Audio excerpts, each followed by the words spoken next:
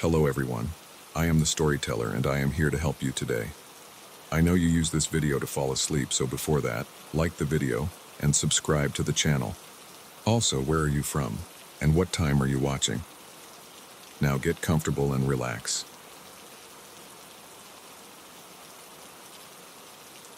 I never thought a baby stroller could be the beginning of a nightmare, but as I huddled in my darkened apartment, listening to the sound of someone trying to pick the lock on my front door, I realized how wrong I'd been. It all started 2 weeks ago. I just moved to Chicago with my 6-month-old daughter, Emma. Money was tight, and I needed a stroller. New ones were way out of my budget. So I turned to Craigslist. After scrolling through countless listings, I found one that looked perfect. A gently used Up-A-Baby Cruise, half the retail price. The seller, Susan, lived just a few neighborhoods over. I messaged her, and we arranged to meet at her apartment the next day. As I drove there, Emma cooing in her car seat, I felt a mix of excitement and nervousness. I'd never bought anything off Craigslist before, but surely it would be fine. It was just a stroller, after all. Susan's apartment was in a part of town I wasn't familiar with. The buildings were older, paint peeling, with bars on the windows. I double-checked the address, took a deep breath, and knocked on the door. A woman in her mid-30s answered, smiling warmly. "You must be Anna," she said. "Come on in. I'm Susan." I hesitated for a moment, then stepped inside, holding Emma close. The apartment was cluttered but clean, toys scattered across the floor. A toddler peered at us from behind the couch. "That's my little one, Zoe," Susan said, gesturing to the child. "She just turned 3. They grow up so fast, don't they?" I nodded, relaxing a bit. "They really do. Emma here is already 6 months. I can hardly believe it." Susan led me to the living room where the stroller stood. It looked even better than in the photos, barely a scratch on it. As I examined it, Susan chatted about her kids, asked me questions about Emma. It felt normal, nice even. After a bit of small talk and a test run pushing the stroller around the apartment, I handed over the cash. Susan helped me carry it down to my car. "Drive safe," she said as I strapped Emma in. "There are some crazy drivers out there." I waved goodbye, feeling pleased with my purchase. It wasn't until I was halfway home that I realized how odd that last comment had been. How did she know which direction I was going? I shook off the thought. I was being paranoid. Susan was just being friendly, that's all. The next few days were uneventful. The stroller worked perfectly, and I started to forget about the slightly strange interaction with Susan. But then, on day 4, I noticed something odd. I was walking Emma to the park when I saw a car parked across the street. It was a nondescript sedan, dark blue or black. What caught my attention was the driver. He seemed to be watching me. When I looked directly at him, he quickly turned away. I picked up my pace and heart beating a little faster. At the park, I kept glancing around, but the car was nowhere to be seen. I told myself I was imagining things. But the next day I saw it again. Same car, same spot. This time, when I looked, the driver didn't look away. He just stared, his expression unreadable behind dark sunglasses. I hurried back home, pushing the stroller faster than usual. Emma started to fuss, picking up on my anxiety. As soon as I got inside, I locked the door and called my best friend, Lisa. "Am I going crazy?" I asked after explaining the situation. "Maybe I'm just sleep-deprived and seeing things." Lisa's voice was concerned. "I don't think you're crazy, Anna. That definitely sounds creepy. Have you seen the car any other times?" I thought back. Now that you mention it, I think I might have. I didn't pay much attention before, but a chill ran down my spine. Oh God, Lisa. What if they've been following me this whole time? "Okay, let's not panic," Lisa said, though I could hear the worry in her voice. "It could still be a coincidence, but just in case, maybe you should vary your routine for a few days. See if anything changes." I agreed, and we made plans for Lisa to come over that weekend. After hanging up, I went to check on Emma. She was sleeping peacefully in her crib, unaware of her mother's growing fear. The next day, instead of our usual morning walk, I drove to a coffee shop in a different neighborhood. As I sat by the window, sipping my latte and watching Emma babble in her stroller, I started to relax. Maybe I had been overreacting. Then I saw it. The car. It was parked across the street, half hidden behind a delivery truck. My hand started to shake, causing my coffee to slosh over the rim of the cup. I grabbed my phone, ready to call Lisa, or the police, or anyone. But as I looked back up, the car was pulling away. I caught a glimpse of the driver. It was a man, different from the one I'd seen before. That night, I barely slept. Every noise made me jump. Was that a car door closing outside? Footsteps on the stairs? I checked the locks a dozen times, pulled the curtains tight, and kept Emma's crib right next to my bed. In the morning, bleary-eyed and exhausted, I made a decision. I needed to know what was going on. I called in sick to work and asked my neighbor, Mrs. Chen, to watch Emma for a few hours. "Are you sure you're all right, dear?" Mrs. Chen asked as I handed Emma over. "You look terrible." I forced a smile. "Just a little under the weather. I'm going to see the doctor." Instead, I drove to Susan's apartment. I didn't have a plan exactly. I just knew I needed answers, and this was where it had all started. As I parked across the street, I saw Susan coming out of her building. She was alone, no sign of her daughter.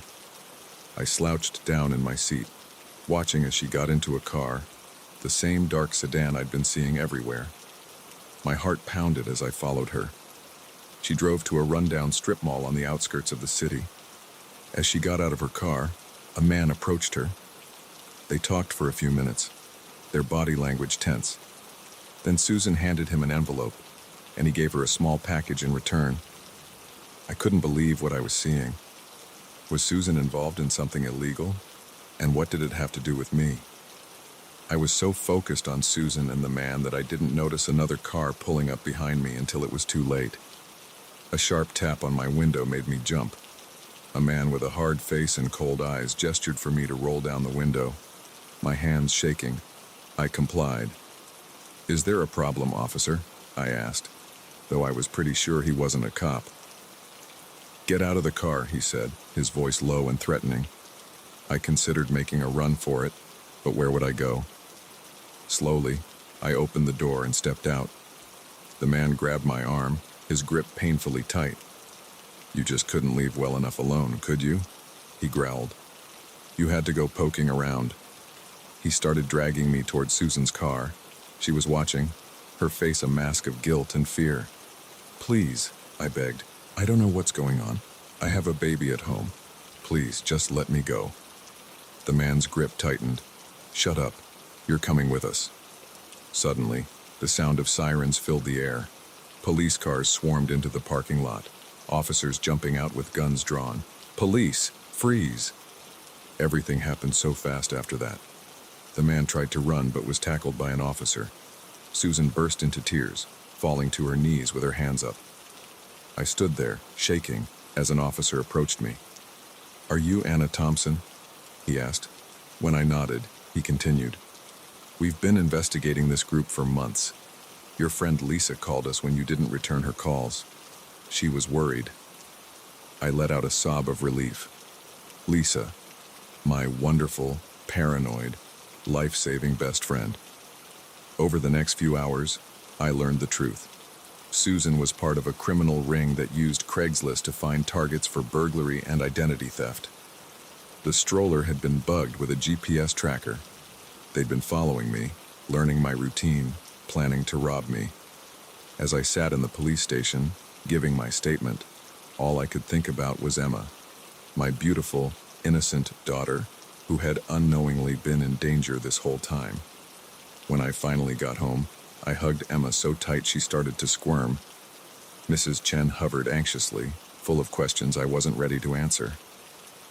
That night, as Emma slept peacefully in her crib, I sat by the window jumping at every sound. The police had assured me it was over, that everyone involved had been arrested, but I couldn't shake the feeling of being watched. I looked at the stroller, still sitting in the corner of the room. Tomorrow, I would get rid of it, buy a new one, even if I had to max out my credit card. But for now, in the quiet of the night, I allowed myself to cry, for the fear I'd felt, for the trust I'd lost, and for the realization that sometimes the most ordinary things can lead us into extraordinary danger. As I wiped my eyes, I made a promise to myself and to Emma. I would be more careful, yes, but I wouldn't let fear rule our lives. We had survived, and we would be stronger for it. But I was never ever buying anything off Craigslist again. I never thought I'd find hell in paradise, but as I crouched in the darkness, listening to the voices of killers, I realized how quickly heaven could turn into a nightmare. It was supposed to be a simple hiking trip, a chance to clear my head after a messy breakup and the stress of city life.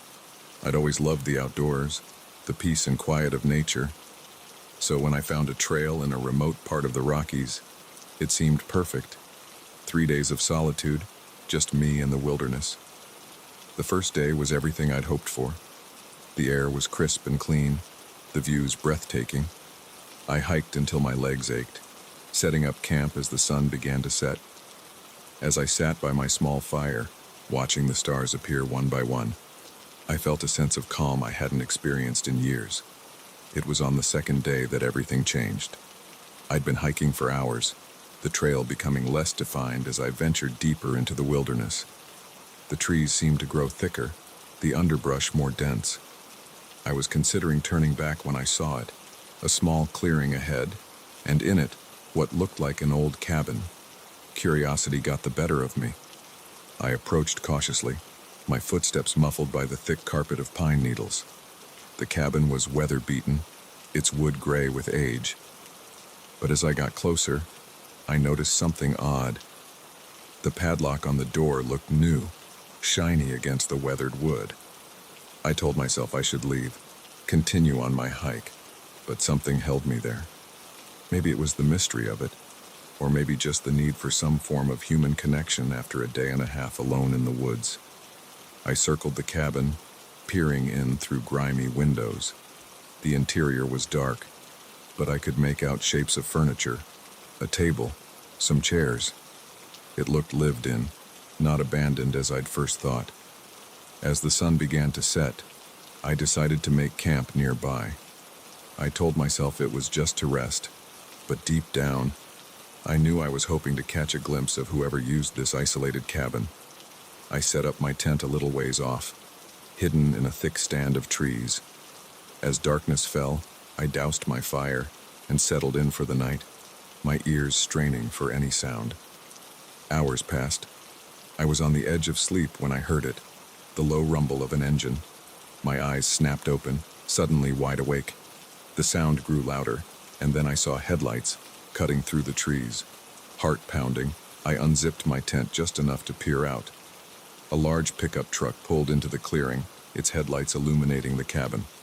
3 men got out, their voices low but carrying in the still night air. "Did anyone follow you?" one asked, his tone sharp. "Nah, we're clear." Another replied, "Let's get this stuff inside quick." I watched, barely breathing. As they unloaded several large duffel bags from the truck, they moved with a sense of urgency, glancing around nervously as they worked. As they opened the cabin door, light spilled out, and I caught a glimpse of what was inside one of the bags. My blood ran cold. Guns. A lot of them. I eased back into my tent, my mind racing. What had I stumbled upon? Gun runners? Drug dealers?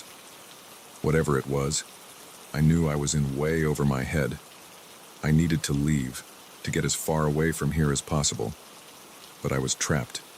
My car was miles away, and in the darkness and with these men around, trying to hike out would be suicide. So I waited, every muscle tense, listening to the muffled voices from the cabin. Occasionally, I heard laughter, the clink of bottles. They were drinking, which somehow made it all even more terrifying. I must have dozed off at some point, because the next thing I knew, sunlight was filtering through my tent. The clearing was quiet. Cautiously, I peeked out. The truck was gone. This was my chance. I started packing up my gear as quickly and quietly as I could. Just as I was about to leave, I heard voices again, but these were different, loud, angry. "I'm telling you, someone's been here," a voice shouted. "Look at these tracks." My heart stopped. In my haste to leave, I'd been careless. They'd seen signs of my camp. "Spread out," another voice commanded. "Find them." Panic surged through me. I abandoned my tent in grabbing only my backpack. I ran, no longer caring about noise, just needing to put distance between myself and the cabin. I crashed through the underbrush, branches whipping at my face. I could hear them behind me, shouting to each other. They were gaining. My foot caught on a root and I went down hard, tumbling down a small slope. Pain shot through my ankle as I tried to stand, sprained, maybe broken. I couldn't run. Desperately, I looked around. There, a few feet away, was a fallen tree, its roots creating a small cavity. It was my only chance. I dragged myself over, squeezing into the space. It was tight, dirt and rotting wood pressing in on all sides. I tried to control my breathing, each gasp sounding thunderous in my ears.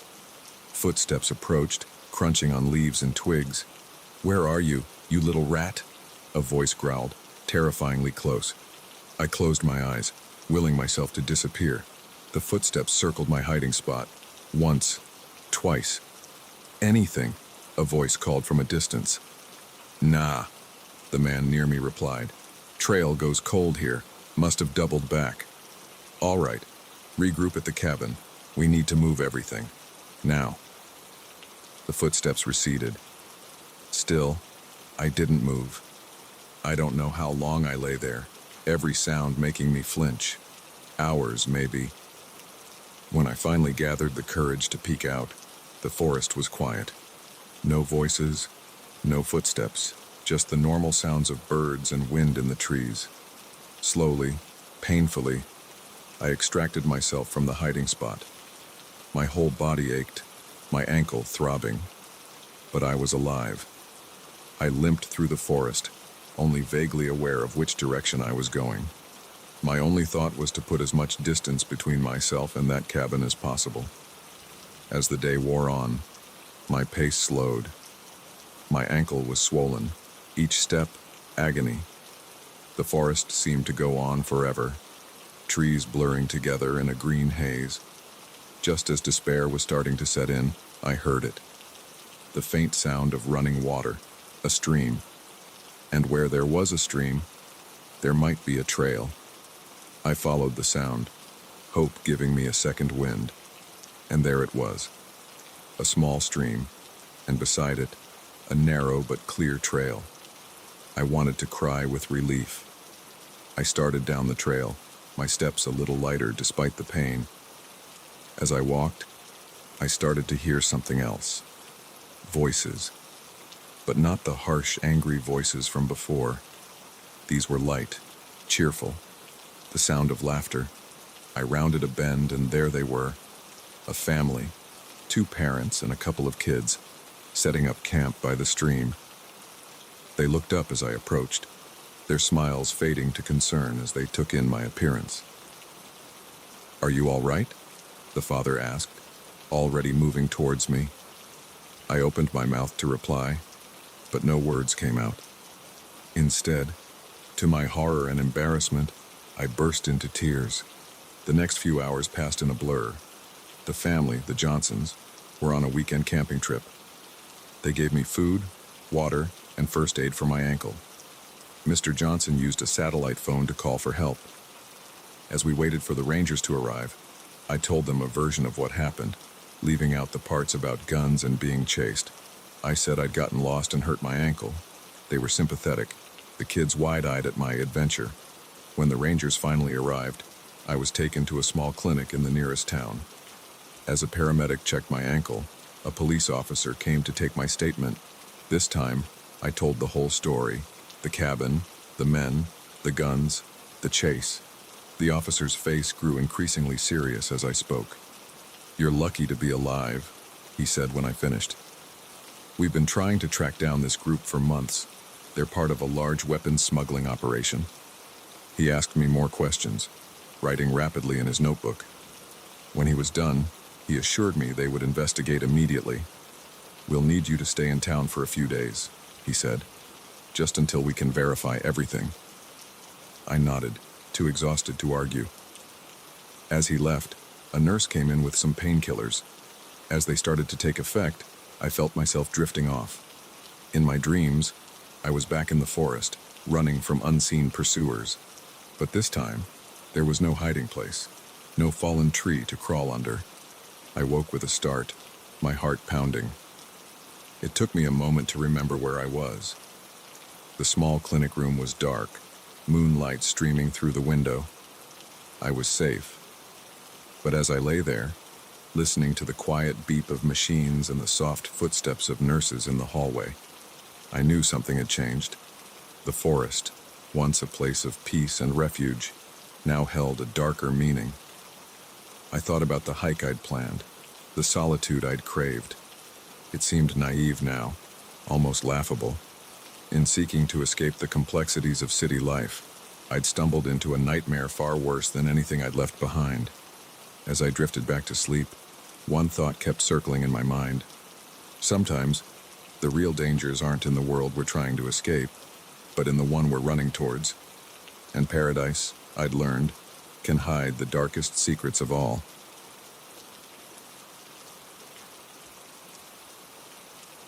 The stench of copper hit me before I even opened the door.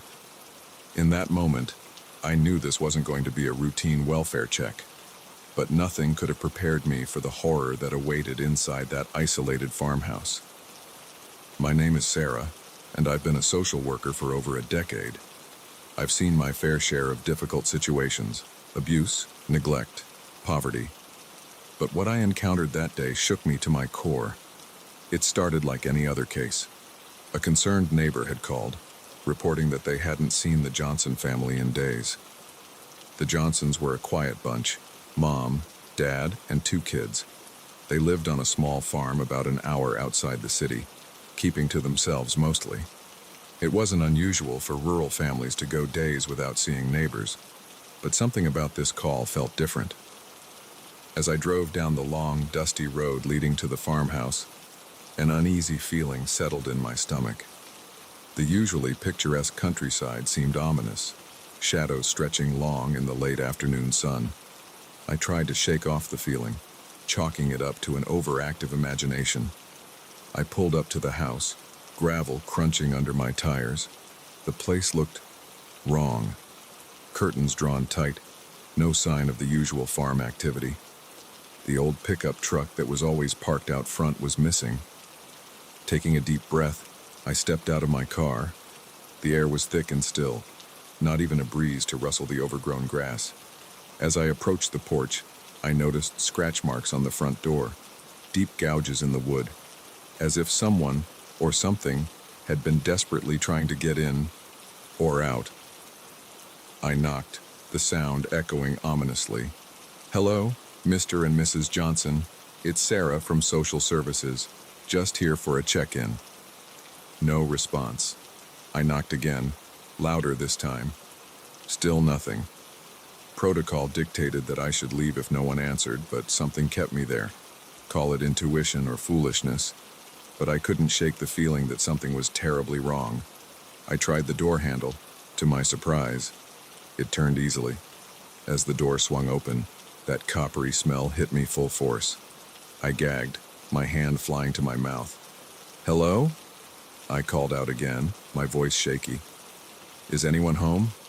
Silence greeted me, broken only by the creak of floorboards under my feet as I stepped inside. The interior of the house was dark, curtains drawn against the fading daylight. As my eyes adjusted, I saw signs of a struggle. A lamp lay shattered on the floor, a chair overturned. And then I saw the blood. It was everywhere, splattered across the walls, pooled on the hardwood floor. My heart raced, every instinct screaming at me to run, but I couldn't. If there was any chance someone was still alive, I had to find them. I moved deeper into the house, my shoes sticking slightly to the tacky floor. The living room was a disaster, furniture overturned, picture frames smashed. Whatever had happened here, it had been violent. As I approached the kitchen, I heard a sound that made my blood run cold. A soft whimper, barely audible. It was coming from upstairs. "Hello," I called out, louder now. "Is someone there? I'm here to help." Another whimper, slightly louder this time, definitely human. I made my way to the stairs, my hand shaking as I gripped the banister. Each step creaked under my weight, the sound impossibly loud in the silent house. At the top of the stairs, I paused. The blood trail continued, leading down the hallway to a closed door at the end. The whimpering was clearer now, punctuated by soft sobs. I approached the door slowly, my heart pounding so hard I could feel it in my throat. "I'm coming in," I announced, my voice barely above a whisper. I turned the handle and pushed the door open. The room was dark, but I could make out a small figure huddled in the corner. As my eyes adjusted, I saw it was a child, a little girl, no more than 6 or 7. "Hey there," I said softly, trying to keep my voice calm despite the terror coursing through me. "My name's Sarah. I'm here to help. Are you hurt?" The girl looked up, her eyes wide with fear. She was covered in blood, her blonde hair matted with it. But as I looked closer, I realized with relief that she didn't appear to be injured. The blood wasn't hers. I took a step towards her, and she flinched. "It's okay," I soothed. "I'm not going to hurt you. Can you tell me your name?" "Lucy," she stammered. "My name is Lucy." "Hi, Lucy," I said, kneeling down to her level. "Can you tell me what happened? Where are your parents?" At the mention of her parents, Lucy's face crumpled. She began to sob in earnest, her small body shaking. I moved closer, fighting every instinct that was telling me to grab the child and run. "It's okay, sweetie. You're safe now. Can you tell me where your parents are?" Lucy pointed a trembling finger towards the closet. My gaze followed, and I noticed for the first time that the closet door was slightly ajar. A dark liquid was seeping out from under it, spreading across the carpet. My stomach lurched. I knew what I would find, but I had to be sure. "Lucy," I said, my voice as steady as I could make it, "I need you to close your eyes for me, okay? And keep them closed until I say it's all right to open them. Can you do that for me?" She nodded, squeezing her eyes shut tight. I stood up on shaky legs and approached the closet. The smell was overwhelming now. I reached for the door handle, took a deep breath, and pulled it open. What I saw will haunt me for the rest of my days. Mr. and Mrs. Johnson were there, or what was left of them. Their bodies were mutilated beyond recognition. And there, huddled between them, was a little boy, Lucy's brother. His eyes were open, staring blankly. He'd been dead for days. I staggered back, bile rising in my throat. I managed to close the door before I lost the contents of my stomach on the bedroom floor. As I wiped my mouth, my mind raced. What could have done this? It looked like an animal attack, but no animal I knew of could have caused this level of devastation. And how had Lucy survived? I turned back to the little girl, still huddled in the corner with her eyes squeezed shut. I needed to get her out of here now. "Lucy," I said, my voice hoarse, "you can open your eyes now.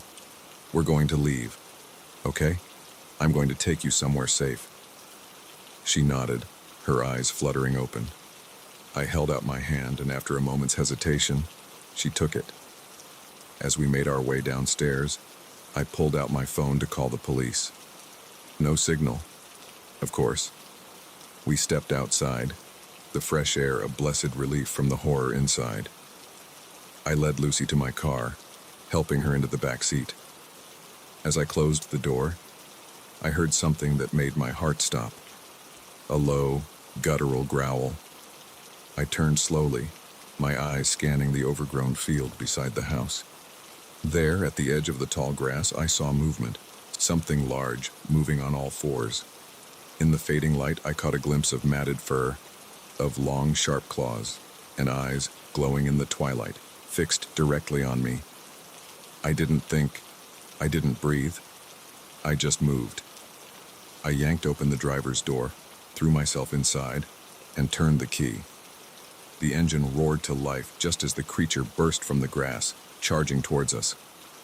I slammed the car into reverse, tires spinning in the gravel. In the rearview mirror, I saw it gaining on us, impossibly fast. Its jaws were open, revealing rows of razor-sharp teeth.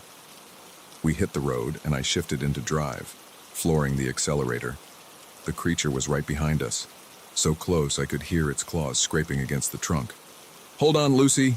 I shouted, swerving to try and shake it off. For miles, it chased us. Every time I thought we'd lost it, I'd catch a glimpse of it in the mirror, tireless, relentless. It wasn't until we hit the main road, other cars appearing around us, that it finally fell back. As we sped towards the city, lights appearing on the horizon, I allowed myself to breathe. Lucy was curled up in the back seat, silent. I glanced back at her, this tiny survivor of unimaginable horror. "It's okay," I said, trying to convince myself as much as her. "We're safe now." But as I drove through the night, my hands shaking on the steering wheel, I knew that wasn't true. We had escaped, yes, but safety, that was an illusion that had been shattered forever. Whatever that thing was, it was still out there. And as the adrenaline faded and the reality of what I'd seen began to sink in, I realized that my life, and Lucy's, would never be the same. The quiet countryside I'd driven through just hours ago now seemed full of shadows, of hidden dangers, and I knew that from this night forward, every darkness would hold the potential for terror, every silence the promise of that bone-chilling growl. As we drove into the city, the familiar skyline offering little comfort, I made a silent vow. I would protect Lucy. I would find out what happened to her family. And somehow, someday, I would make sense of the nightmare we'd lived through. But deep down, I knew. Some horrors can't be explained. Some terrors don't end when the sun rises. And sometimes, the monsters that hide in the shadows are all too real.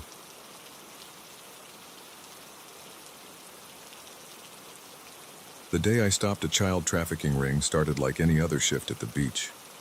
But by sunset, I'd stared evil in the face and realized that monsters don't always hide in the shadows. Sometimes they walk among us in broad daylight. My name's Mike, and I've been a lifeguard at Sunset Beach for 5 summers now. It's usually a pretty sweet gig, sun, sand, and the occasional heroic rescue to impress the ladies. But nothing in my training prepared me for what happened that scorching July afternoon. The day began normally enough. I climbed up to my perch on the lifeguard tower, slathered on sunscreen, and surveyed my domain. The beach was already packed, families staking out spots with colorful umbrellas and coolers. Kids shrieked with laughter as they splashed in the shallows, while teenagers showed off on surfboards further out. Around midday, I noticed a group of men arrive.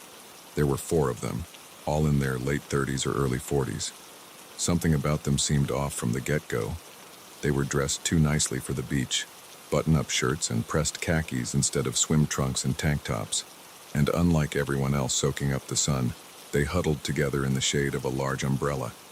At first, I tried to brush off my unease. Maybe they were just some businessmen on lunch break, enjoying the view. But as the afternoon wore on, their behavior grew increasingly suspicious. They never went near the water or even took off their shoes. Instead, they sat rigid in their chairs, eyes constantly scanning the beach. Every so often, one would mutter something to the others, who'd nod gravely in response. But what really set off alarm bells was the way they watched the children. Their gazes followed kids as they ran past, lingering a bit too long. One man had a camera and seemed to be taking an awful lot of photos in the direction of the playground. Another kept checking his watch and muttering about the schedule. A chill ran down my spine despite the sweltering heat. I'd seen my fair share of creeps on the beach before, but this felt different, more organized, more sinister. I radioed my supervisor, J.K., and shared my concerns. Keep an eye on them, he advised, but don't engage unless you see them actually do something. We can't accuse people without proof. I nodded, but my gut twisted with unease. What if waiting for proof meant a child disappeared? As the afternoon progressed, the men's behavior grew bolder. They split up, each taking a different section of the beach. It was like they were creating a perimeter. One positioned himself near the snack bar, another by the restrooms, while the other two lingered near the main entrances. My heart raced as I realized what they were doing. They were cutting off escape routes. I scanned the beach frantically, looking for any kids who might be in immediate danger. That's when I spotted her, a little girl, maybe 6 or 7, building a sand castle near the water's edge. She was just out of her mother's line of sight, who was distracted chatting with a friend. And one of the men was walking straight toward her. Time seemed to slow down. I saw his lips move as he knelt beside her, pointing out toward the water as if showing her something. The girl smiled, nodding eagerly. He held out his hand. I didn't think. I just moved. I leaped down from my tower and sprinted across the sand, my whistle between my teeth. I blew it hard as I ran, the shrill sound cutting through the beach noise. "Hey!" I shouted as I neared them. "Step away from the child!" The man's head snapped up, his eyes widening in surprise, then narrowing in anger. He dropped the girl's hand and bolted. I wanted to chase him, but the girl's safety came first. I skidded to a stop beside her as her mother came running over, alerted by my whistle. "What's going on?" she demanded, scooping up her daughter. "Ma'am, I need you to stay with your child and alert a staff member if you see that man again," I said, trying to keep my voice steady. He may have been trying to abduct her. The color drained from her face as she clutched her daughter tighter. I didn't wait for a response, already scanning the beach for the other suspects. They were on the move, clearly realizing their cover was blown. I saw one making a beeline for the parking lot while another was quickly packing up their belongings. I grabbed my radio. "Jake, it's Mike. Those men I told you about, they just tried to lure a child away. I think we're dealing with traffickers. We need to lock down the beach now." Jake's response was immediate. "Copy that. I'm calling the police. Don't approach them alone, Mike. These guys could be dangerous." But I was already running toward the parking lot, determination overriding caution. I couldn't let them get away, not when children's lives were at stake. I reached the lot just as one of the men was climbing into a dark SUV. Without thinking, I grabbed a beach umbrella from a nearby stand and hurled it like a javelin. It crashed through the SUV's back window, startling the man enough that he stalled the engine. I used those precious seconds to close the distance, yanking open the driver's side door. "Out of the car!" I yelled, grabbing his arm. He swung at me, his fist connecting with my jaw. Stars exploded in my vision, but adrenaline kept me upright. I tackled him, both of us tumbling onto the asphalt. We grappled there in the parking lot, trading blows. He was stronger than I expected, but I had youth and righteous anger on my side. I managed to pin him down just as sirens wailed in the distance. "It's over," I panted, tasting blood. "The cops are coming. You're done." His eyes blazed with hatred. "You have no idea what you've done," he spat. The police arrived moments later, quickly taking control of the situation. As they cuffed the man I'd subdued, I saw 2 of his compatriots being led away in handcuffs as well. The 4th, unfortunately, had managed to escape in the chaos. The next few hours passed in a blur of questioning and statements. The police praised my quick thinking but admonished me for putting myself in danger. I barely heard them, my mind reeling as the full impact of what had almost happened sank in. These men had been methodically planning to snatch children from right under our noses. How long had they been operating? How many kids had they already taken from other beaches, other towns?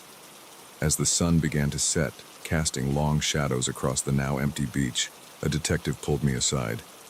"You did good work today, son," he said gravely. We've been trying to crack this trafficking ring for months. Thanks to you, we've finally got some solid leads.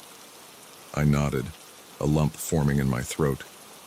Those kids, I managed to ask, will they be okay?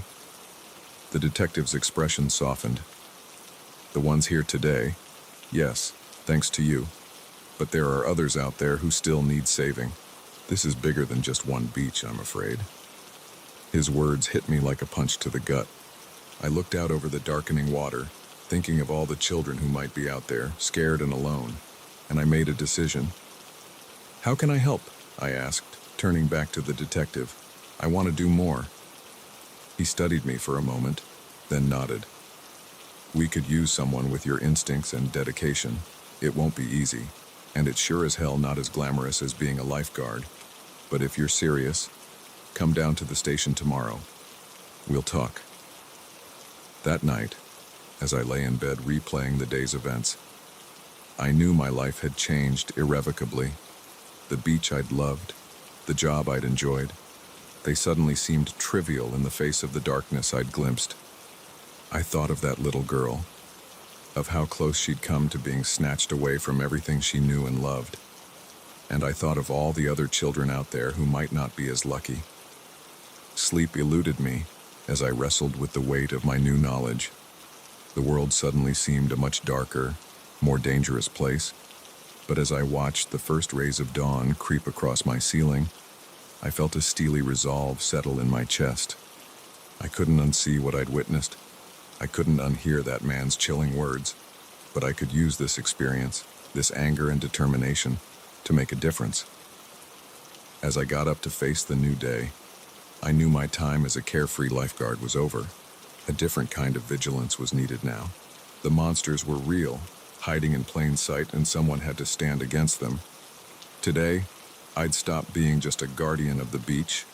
I'd become a guardian of innocence itself. And God help anyone who tried to harm a child on my watch again.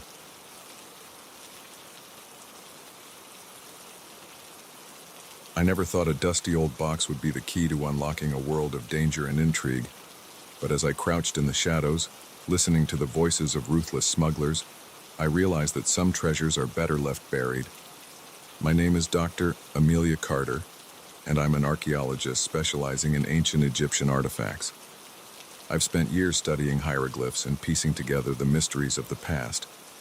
But nothing in my studies could have prepared me for the heart-pounding adventure that began on a sweltering day in the Valley of the Kings. It was my third season working on a dig site near Luxor.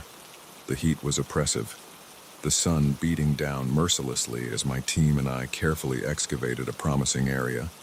We'd been at it for weeks, unearthing pottery shards and the occasional bit of jewelry, but nothing extraordinary.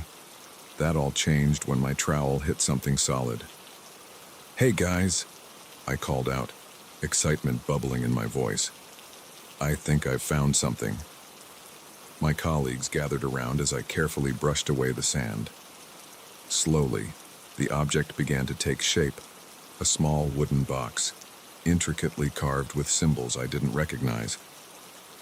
Dr. Carter, my assistant, Tom, whispered in awe, "This doesn't look like anything we've seen before." He was right. The box didn't fit with the time period we were excavating. It was older, much older, and far better preserved than it should have been. With trembling hands, I lifted the box from its resting place. It was surprisingly heavy for its size, and I could hear something shifting inside. "Let's get this back to the lab," I said, cradling the box like a newborn.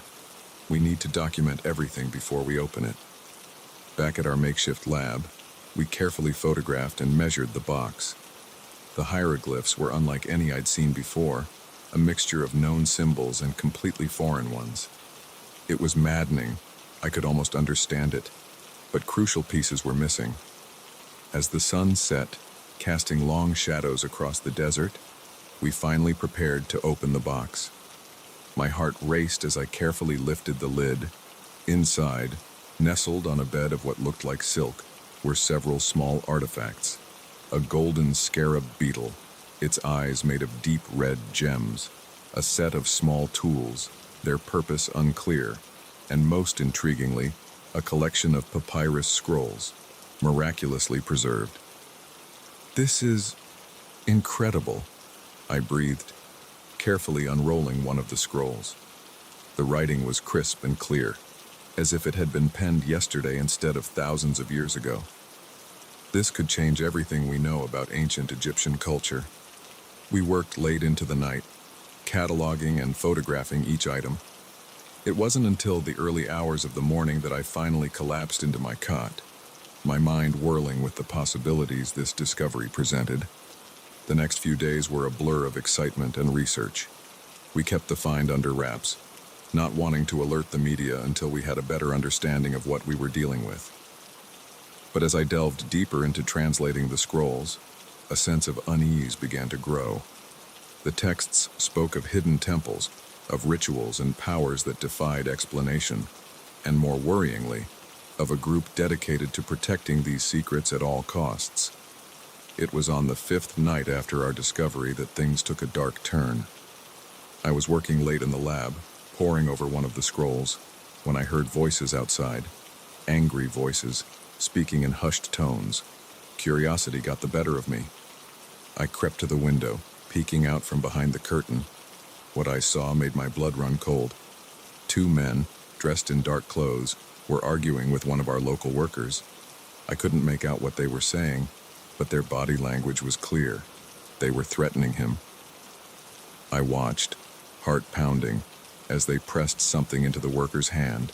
Money, I assumed, and then melted back into the shadows. Sleep eluded me that night. Who were those men? What did they want? A part of me hoped it was unrelated to our discovery, but deep down, I knew better. The next morning, I pulled Tom aside. "We need to be careful," I told him, recounting what I'd seen. I think someone might be after the artifacts." Tom's face paled. "Wow, what do we do? Should we tell the authorities?" I shook my head. "Not yet. We don't know who we can trust. For now, let's just keep everything under tight security.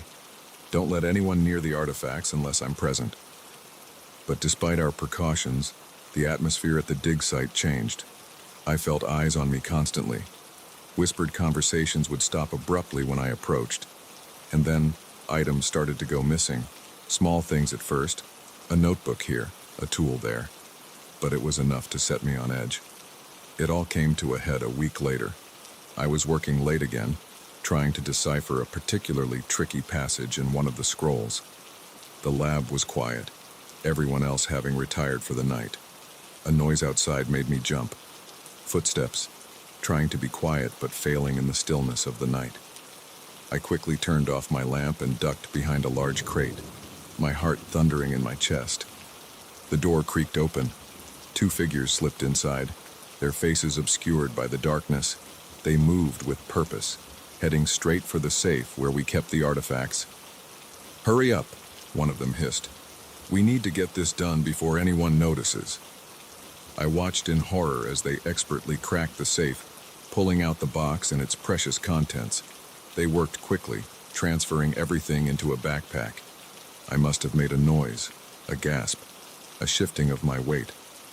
Because suddenly, one of them whirled around, peering into the darkness where I hid. "Someone's here," he growled. I didn't wait. I bolted, knocking over equipment in my haste to get to the door. Behind me, I heard shouts and the sound of pursuit. I ran into the night, the cool desert air whipping past me. I had no plan, no destination in mind, just an overwhelming need to get away, to protect the knowledge we'd uncovered. I don't know how long I ran. My lungs burned, my legs ached, but fear kept me going.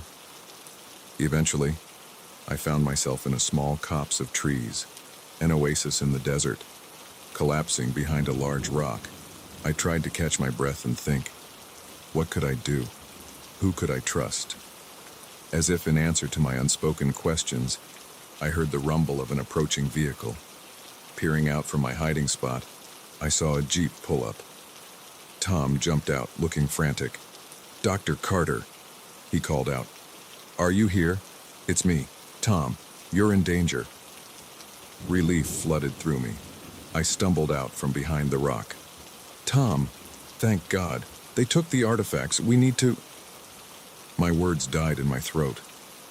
Behind Tom, emerging from the Jeep, were the two men I'd seen in the lab.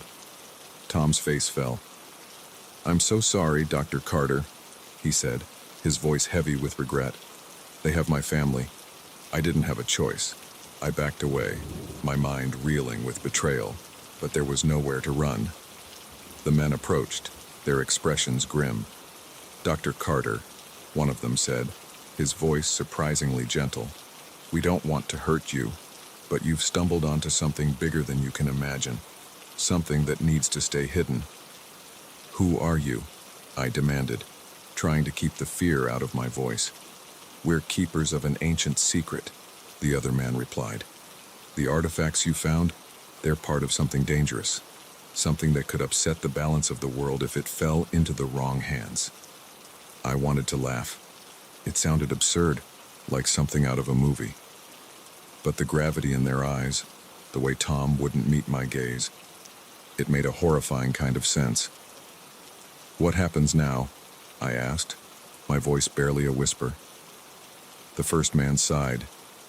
"Now, you have a choice. You can come with us, learn the truth about what you've discovered, help us protect it, or..." He didn't need to finish the sentence. The implication was clear. I looked at Tom, at the artifacts peeking out of the backpack, at the vast desert around us. In that moment, I realized that the quiet life I'd known, the simple pursuit of knowledge, it was over. I took a deep breath. "I'll come with you," I said, "but I want answers, all of them." The men nodded, relief evident on their faces. As they led me to the Jeep, I cast one last look at the dig site in the distance, the place where my old life had ended, and a new, dangerous chapter had begun. As we drove off into the night, the box of artifacts secure between us, I couldn't help but wonder. In uncovering the secrets of the past, had I sealed my own fate? Only time would tell. But one thing was certain. The dusty world of archaeology would never be the same for me again.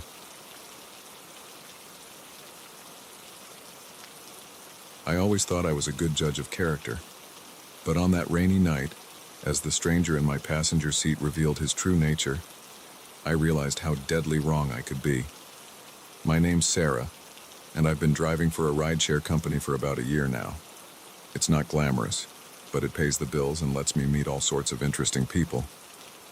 At least, that's what I used to think before that fateful night. It was a Friday evening in late October, the kind of night where the rain comes down in sheets, turning the world into a blur of neon reflections and headlights. I'd been driving for hours, ferrying drunk college kids and weary office workers through the slick streets of downtown. I was just about to call it quits when my phone pinged with one last ride request. The pickup location was on the outskirts of town, near an old industrial park. Not the safest area, but the surge pricing was too good to pass up. Besides, I told myself, what were the odds of something bad happening on my very last ride? As I pulled up to the address, I saw a lone figure standing under a flickering streetlight. He was tall and lean, wearing a dark hoodie pulled low over his face. A small duffel bag was slung over his shoulder. I hesitated for a moment, my instincts screaming at me to drive away. But then I remembered all the times I'd been judged unfairly based on my appearance. Who was I to do the same to this guy? I unlocked the doors and he slid into the back seat, bringing with him the smell of rain and something else I couldn't quite place. "Thanks for stopping," he said, his voice low and gravelly. Not many people would pick up a guy like me in this part of town. I forced a smile, meeting his eyes in the rearview mirror. They were dark and intense, sending a shiver down my spine. "No problem," I replied, trying to keep my voice steady. "Where to?" He gave me an address about an hour outside of town. It was way out of my usual area, but the fare would be substantial. I punched it into my GPS and pulled away from the curb. For the first few minutes, we drove in silence. The only sounds were the rhythmic swish of the wipers and the patter of rain on the roof. I tried to focus on the road, but I could feel his eyes on me, watching my every move. "So," I said, desperate to break the tension, "what brings you out to the middle of nowhere on a night like this?" He was quiet for so long, I thought he hadn't heard me. When he finally spoke, his words sent ice through my veins. "I'm running from something," he said. "Something bad." I gripped the steering wheel tighter, my knuckles turning white. "Oh," I managed to squeak out. "Like what?" He leaned forward, his breath hot on my ear. "The police," he whispered. "And I've done something terrible, and they're after me." My heart was pounding so hard I was sure he could hear it. I tried to keep my voice calm as I asked, What did you do?" He sat back, and I could hear the smile in his voice. "Why don't you pull over and I'll show you?" Every instinct I had was screaming at me to floor it, to get as far away from this man as possible. But we were on a deserted stretch of highway, trees looming on either side. There was nowhere to go. I don't think that's a good idea," I stammered. "Maybe I should just take you to your destination." His hand shot out, gripping my shoulder with surprising strength. "Pull over. Now." I did as he said, easing the car onto the muddy shoulder. As soon as we stopped, he was out of the car, moving around to my door. I fumbled with the lock, but he was faster, yanking the door open and dragging me out into the rain. I stumbled, falling to my knees in the mud. When I looked up, he was standing over me, a wicked-looking knife glinting in his hand. "Please," I begged, rain and tears mingling on my face. "You don't have to do this." He crouched down, bringing the knife close to my cheek. "Oh, but I do," he said, almost tenderly. "You see, I can't have any witnesses. And you, my dear, have seen far too much." I closed my eyes, waiting for the bite of the blade. But instead, I heard a sound that made my eyes fly open in shock. Laughter. The man was laughing, deep belly laughs that shook his whole body. And then, to my utter disbelief, he helped me to my feet. "Oh, man," he said, wiping tears from his eyes. "You should see your face right now, priceless." I stared at him, my mind struggling to process what was happening. What's going on?" He grinned, all traces of menace gone from his face. "It's a prank, sweetheart. For my YouTube channel. See?" He pointed to a small camera attached to his hoodie. "You've been punked." Relief washed over me, quickly followed by anger. "Are you kidding me?" I shouted, shoving him hard. "You scared me half to death. What is wrong with you?" His grin faltered. "Hey, come on. It's just a joke. People love this stuff online." I was about to lay into him further when a new sound cut through the night. Sirens, growing closer by the second. The man's face drained of color. "Shit," he muttered. "Someone must have seen us and called the cops. We gotta go." But I stood my ground. "No," I said firmly. "I'm not going anywhere with you. You can explain your little prank to the police yourself." His expression hardened. "I'm not asking," he growled, grabbing my arm. The menace was back in his voice, and this time, I knew it wasn't an act. I struggled against his grip, but he was too strong. He started dragging me back towards the car, his fingers digging painfully into my arm. In that moment, survival instinct took over. I remembered the self-defense class I'd taken years ago, the instructor's voice ringing in my ears. "Use whatever you have as a weapon." My free hand closed around the car keys in my pocket. In one swift motion, I whipped them out and raked them across his face. He howled in pain, releasing my arm to clutch at his bleeding cheek. I didn't hesitate. I ran, sprinting down the highway towards the approaching sirens. I could hear him behind me, his footsteps pounding on the wet asphalt, but fear and adrenaline propelled me forward, faster than I'd ever run in my life. The police car came into view, its lights cutting through the rain. I waved my arms frantically, screaming for help. The car screeched to a halt, and two officers jumped out, guns drawn. "Get down!" one of them shouted. I dropped to the ground, my heart racing. I heard a scuffle behind me, then the sound of handcuffs clicking into place. As the officers helped me to my feet, I turned to see my attacker being shoved into the back of the police car. The look he gave me was one of pure hatred. "Are you all right, ma'am?" one of the officers asked, draping a blanket over my shoulders. I nodded, my whole body shaking with delayed shock. I think so, thank you." Over the next few hours, I gave my statement to the police. It turned out the man, whose real name was Derek, had a history of similar pranks that had escalated to actual assaults. The duffel bag in my car contained rope, duct tape, and other items that made it clear his intentions were far from innocent.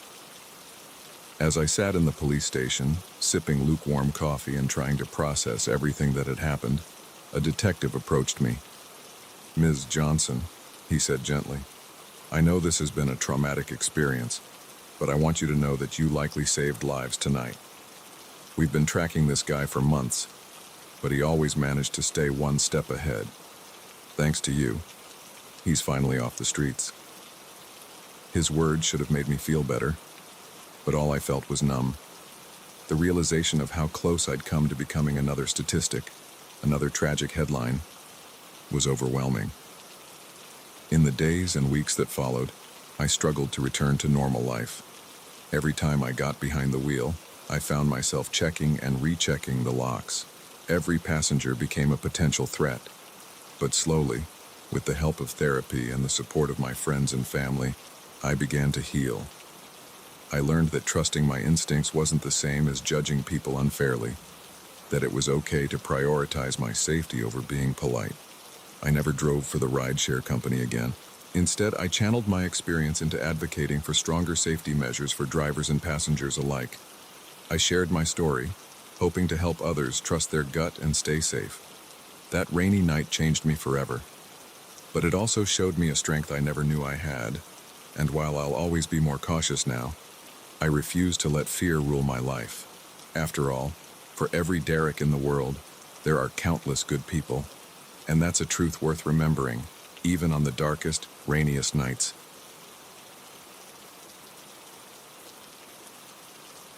The night I discovered a criminal operation in the warehouse was the night I realized that sometimes the most dangerous secrets hide in the most mundane places. What started as a routine shift turned into a fight for survival that would change my life forever. My name's Jack, and I've been working night security at the Millennium Storage Warehouse for about 3 years now. It's not the most exciting job in the world, but it pays the bills and gives me plenty of time to work on my novel. At least, that's what I used to think before that fateful night. It was a Tuesday in late October, the kind of night where the wind howls around the corners of the building and every shadow seems to move. I'd just started my shift, settling into the small security office with a thermos of coffee and my dog-eared notebook. The first few hours passed uneventfully. I made my rounds, checking the locks and peering down the long aisles of crates and boxes. The warehouse was huge, a maze of steel shelving units stretching up to the ceiling. Most of the time, I found the solitude peaceful, but tonight, something felt off. Maybe it was the way the wind was making the metal roof creak and groan, or maybe it was just that my imagination was working overtime after spending the day writing a particularly tense chapter of my crime novel. Whatever it was, I couldn't shake the feeling that I wasn't alone. It was around 2 a.m. when I heard it, a faint sound, almost lost in the ambient noise of the building. But years of working nights had sharpened my hearing, and I knew it didn't belong. I muted the small TV in the security office and listened hard. There it was again, a metallic clinking sound, followed by muffled voices. It was coming from the north section of the warehouse, an area that was supposed to be empty. My heart started to race. This wasn't like the other times I'd investigated strange noises, only to find a raccoon had gotten in or a stack of boxes had fallen over.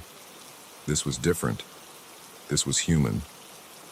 I reached for my radio to call for backup, but as I keyed the mic, I realized I was out of range.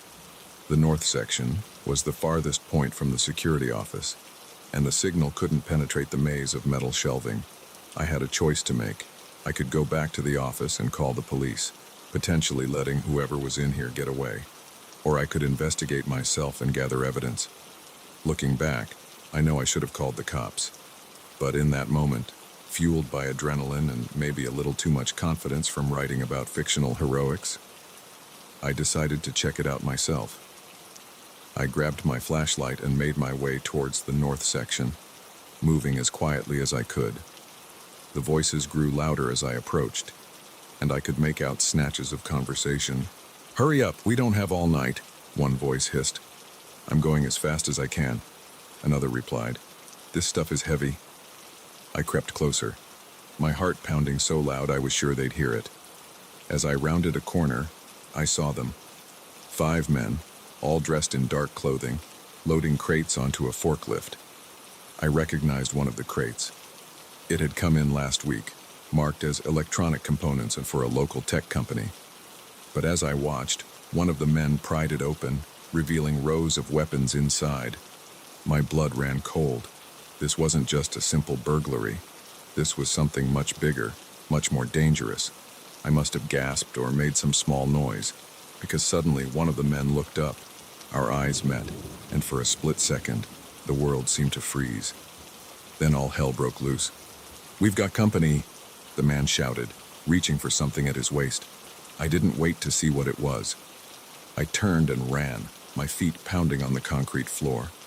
Behind me, I could hear shouts and the sound of pursuit.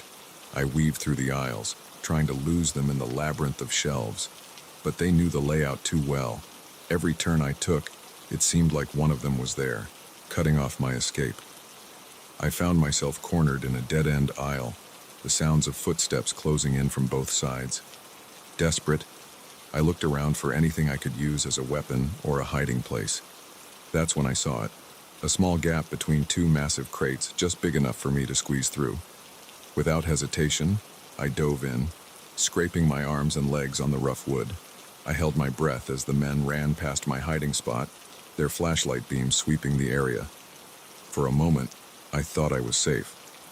But then I heard one of them say, "Check every nook and cranny." He couldn't have gone far. I knew it was only a matter of time before they found me. I needed a plan, and fast. As quietly as I could, I fished my cell phone out of my pocket. No signal. Of course. I was about to give up hope when I remembered the emergency call feature. Even without a signal, I might be able to reach 911. With shaking fingers, I dialed the number and pressed the phone to my ear. The seconds it took to connect felt like an eternity. 911. "What's your emergency?" The operator's voice was the most beautiful sound I'd ever heard. In a whisper, I quickly explained the situation. "I'm at Millennium Storage Warehouse. There are armed men here, smuggling weapons. I'm hiding, but they're looking for me. Please hurry." "Sir, stay calm. We're dispatching units to your location now. Can you stay on the line?" Before I could answer, a hand grabbed my ankle and yanked me out of my hiding spot. My phone clattered to the ground, the operator's voice still faintly audible. I found myself face to face with one of the men, his eyes cold and angry behind a ski mask. "Thought you could hide from us, rent-a-cop," he sneered. I was hauled to my feet and dragged back to where the others were waiting. My arms were roughly tied behind my back, and I was shoved to my knees. "What do we do with him?" one of the men asked. The leader, a tall man with a scar running down his cheek, looked at me thoughtfully. "We can't leave any witnesses," he said finally. "Take care of him, then we'll finish loading and get out of here." My heart sank. This was it. I was going to die here, in this warehouse. All because I'd been too curious and too stupid to call for backup right away. As one of the men raised a gun, I closed my eyes, bracing for the end. But instead of a gunshot, I heard the most welcome sound in the world. Police sirens, growing louder by the second. The warehouse erupted into chaos. The men scattered, dropping their weapons and running for the exits. I heard shouts of, "Police! Freeze!" and the sound of footsteps thundering all around me. When I opened my eyes, I was surrounded by officers. One of them was cutting the ties on my wrists, asking if I was okay. The next few hours passed in a blur of questions and statements. The police had caught most of the men, though a couple had managed to escape. They uncovered a massive weapons smuggling operation, one that had been running right under my nose for months. As the sun began to rise, casting long shadows through the warehouse windows, a detective approached me. "Mr. Thompson," he said, "I want you to know that your actions tonight have probably saved countless lives. The weapons we've seized here, well, let's just say they would have done a lot of damage in the wrong hands." I nodded, still in shock from the night's events. "I was just doing my job," I mumbled. The detective smiled. "You did a lot more than that. You showed real courage. Have you ever considered a career in law enforcement?" I laughed weakly. "I think I've had enough excitement for one lifetime. Thanks." But as I watched the police continue to process the scene, I felt something shift inside me. The fear and adrenaline were fading, replaced by a sense of purpose I'd never felt before. I realized that my nights of quiet security shifts and writing fiction were over. I'd glimpsed a world of real danger and real heroism, and I couldn't go back to pretending. In the weeks that followed, I found myself thinking more and more about the detective's words. Maybe I did have what it took to make a difference in the real world, not just on the pages of my novel. 6 months later, I enrolled in the police academy. It wasn't an easy decision, and the training was brutal. But every time I doubted myself, I remembered that night in the warehouse. I remembered the courage I'd found when it mattered most. Now, as I patrol the streets in my police cruiser, I sometimes think back to my old job at the warehouse. I think about how one ordinary night changed the course of my life forever, and I realize that sometimes the greatest adventures and the greatest dangers are hiding in the most unexpected places. All it takes is the courage to investigate that strange noise in the night, and the wisdom to know when to call for backup.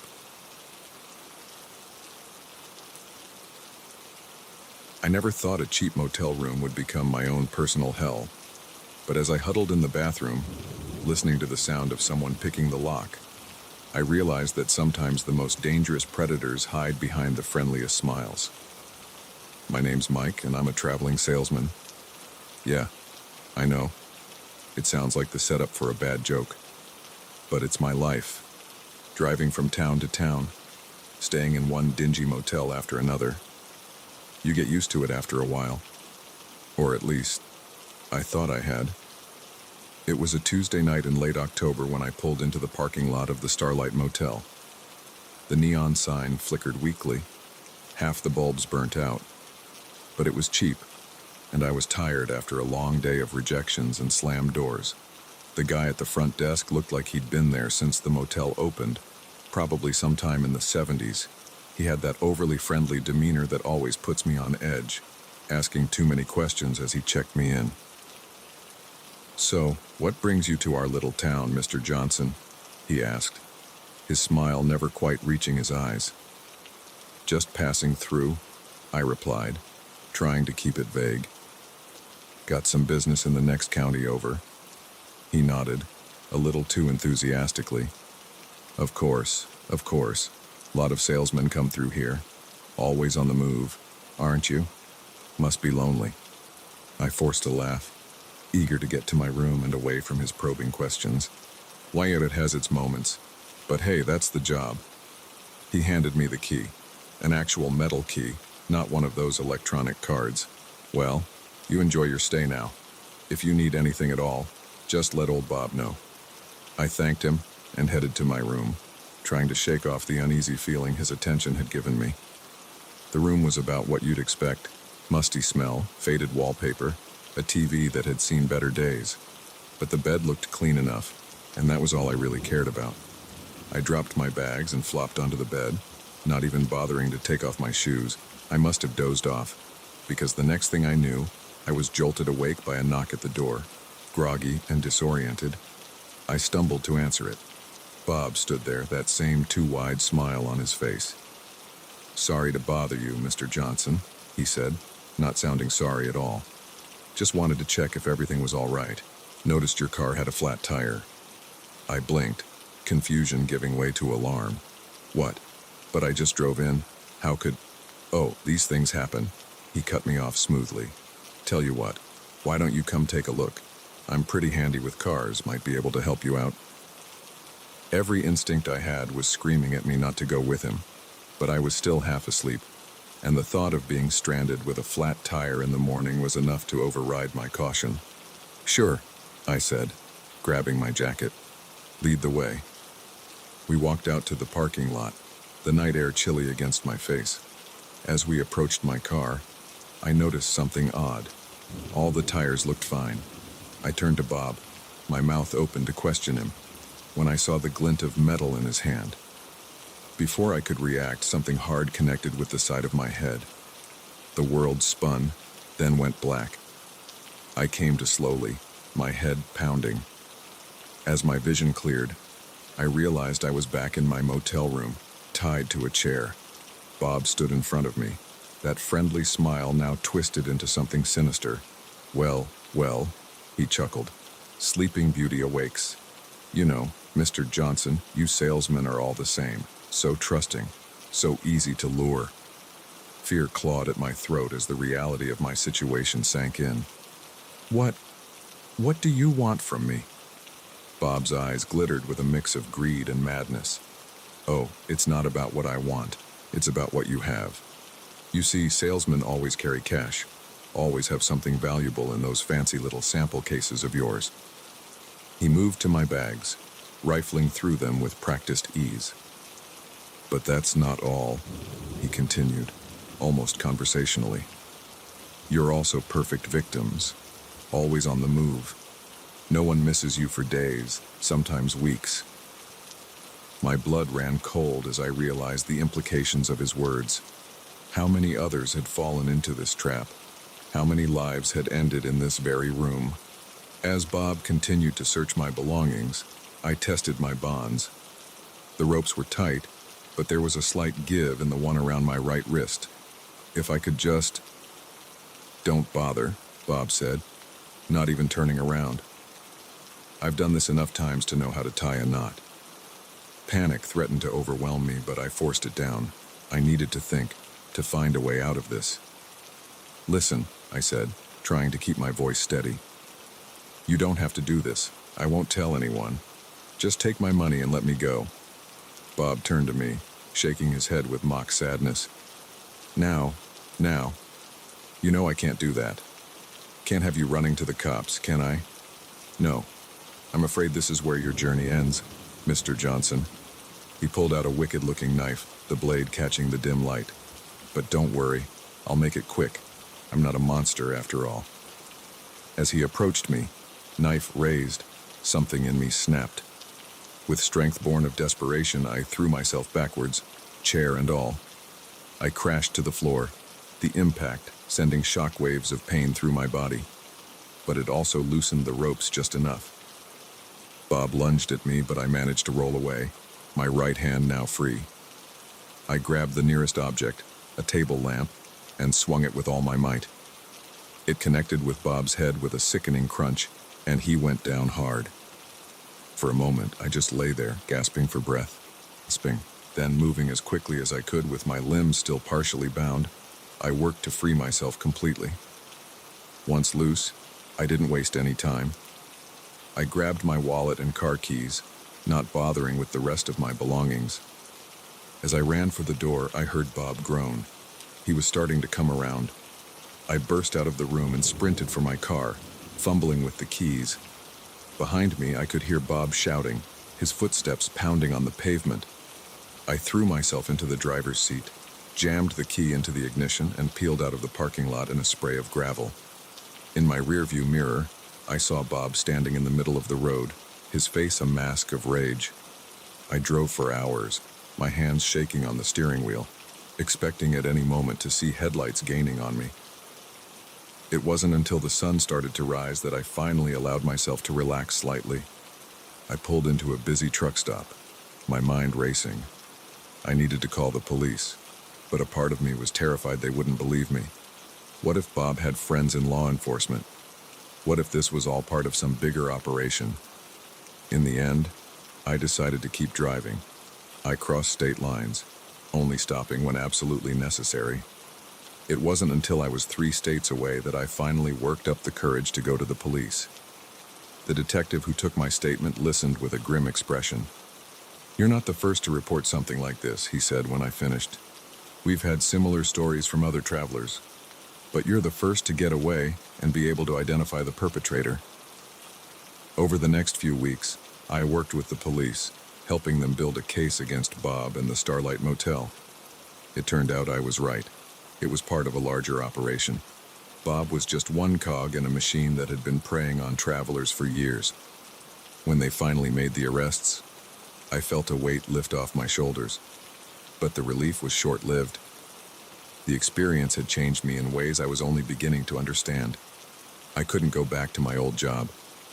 The thought of driving from town to town, staying in motels, filled me with a dread I couldn't shake. Instead, I found a local sales position, one that let me go home to my own bed every night. Sometimes, when I'm lying awake at night, I think about how close I came to becoming just another missing person, another unsolved mystery. I think about the others who weren't as lucky as me, whose stories ended in that dingy motel room. And I realize that the world is full of Bobs, predators hiding behind friendly smiles and helpful gestures. It's a knowledge that weighs heavy on me, but it's also made me more aware, more cautious. Now, when I check into a hotel or meet a stranger, I'm always on guard. Some might call it paranoia, but I know better, because sometimes the most dangerous threats aren't the ones that look scary on the surface. Sometimes, they're the ones that lure you in with a smile and a, "How can I help you today?" In the end, I learned that trust is a precious thing, not to be given away lightly, and that sometimes the difference between life and death can be as simple as listening to that little voice inside that says, "Something's not right here." I survived my night at the Starlight Motel, but the real challenge has been learning to live with the knowledge of what lurks behind some of the friendliest facades. It's a lesson I'll never forget, and one I hope others can learn without having to go through what I did. Because in this world, a little caution can go a long way. And sometimes, the most important skill isn't in making the sale. It's in recognizing when you're the one being sold a deadly lie. The day I found the first hidden camera was the day my world shattered. But it wasn't until the mysterious messages started appearing on my TV that I realized the true depths of the nightmare I was living in. My name is Olivia, and until 3 months ago, I was just a normal 28-year-old photographer living in a cozy loft apartment in downtown Chicago. I loved my space, the exposed brick walls, the huge windows that let in the perfect natural light for my work, the sense of safety and solitude in the heart of the bustling city. It all started innocently enough. I was cleaning my bathroom, reaching behind the toilet to grab a stray piece of trash, when my hand brushed against something small and hard stuck to the back of the tank. Curious, I pulled it off and examined it. It was a tiny black device, no bigger than a button, with a lens on one side. My blood ran cold as I realized what I was holding. A camera, a hidden camera in my bathroom. At first, I tried to rationalize it. Maybe it was left over from the previous tenant. But as I searched my apartment with growing panic, I found more. One hidden in a potted plant in my bedroom, another disguised as a screw in my kitchen light fixture. Each discovery sent a fresh wave of nausea through me. I called the police, of course. They came, took my statement, collected the cameras as evidence. They were sympathetic but not particularly helpful. "I unfortunately, miss, this kind of thing is becoming more common," the officer told me. "We'll investigate, but without any leads." I knew what he wasn't saying. They probably wouldn't find who did this. I was on my own. The next few weeks were a blur of paranoia and sleepless nights. I had a security company come in and sweep my entire apartment. They found 3 more cameras I had missed. I changed all my locks, installed a state-of-the-art security system, even put privacy film on all my windows. But it wasn't enough. I couldn't shake the feeling of being watched. Every time I entered a room, my eyes would dart to the corners, searching for that telltale glint of a lens. I stopped inviting friends over, too ashamed and scared to explain why I jumped at every sound, why I insisted on whispering even in my own home. Then, about a month after finding the first camera, it happened. I was up late editing photos when my TV suddenly turned on by itself. The screen was black, but white text began to appear, as if someone was typing in real time. "Hello, Olivia. Did you really think you could keep me out?" I froze, my heart pounding so hard I could hear it in my ears. This couldn't be happening. It had to be a nightmare. But it was real. All too real. More text appeared. "I see you, Olivia. I've always seen you, and I always will." I yanked the TV's plug from the wall, my hands shaking so badly I could barely grip it. But even with the TV dark and silent, I could feel eyes on me, watching, always watching. That night, I slept in my car, parked in a busy 24-hour grocery store lot. The next day, I went to the police again. They took another report, promised to look into it, but I could see the doubt in their eyes.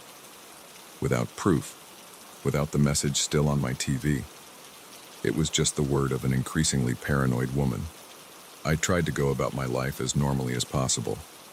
I had photo shoots to complete, clients to meet, but the feeling of being surveilled never left me. I started noticing strange things. My furniture slightly out of place when I came home, as if someone had been in my apartment. My computer files accessed when I knew I hadn't opened them, and the messages kept coming.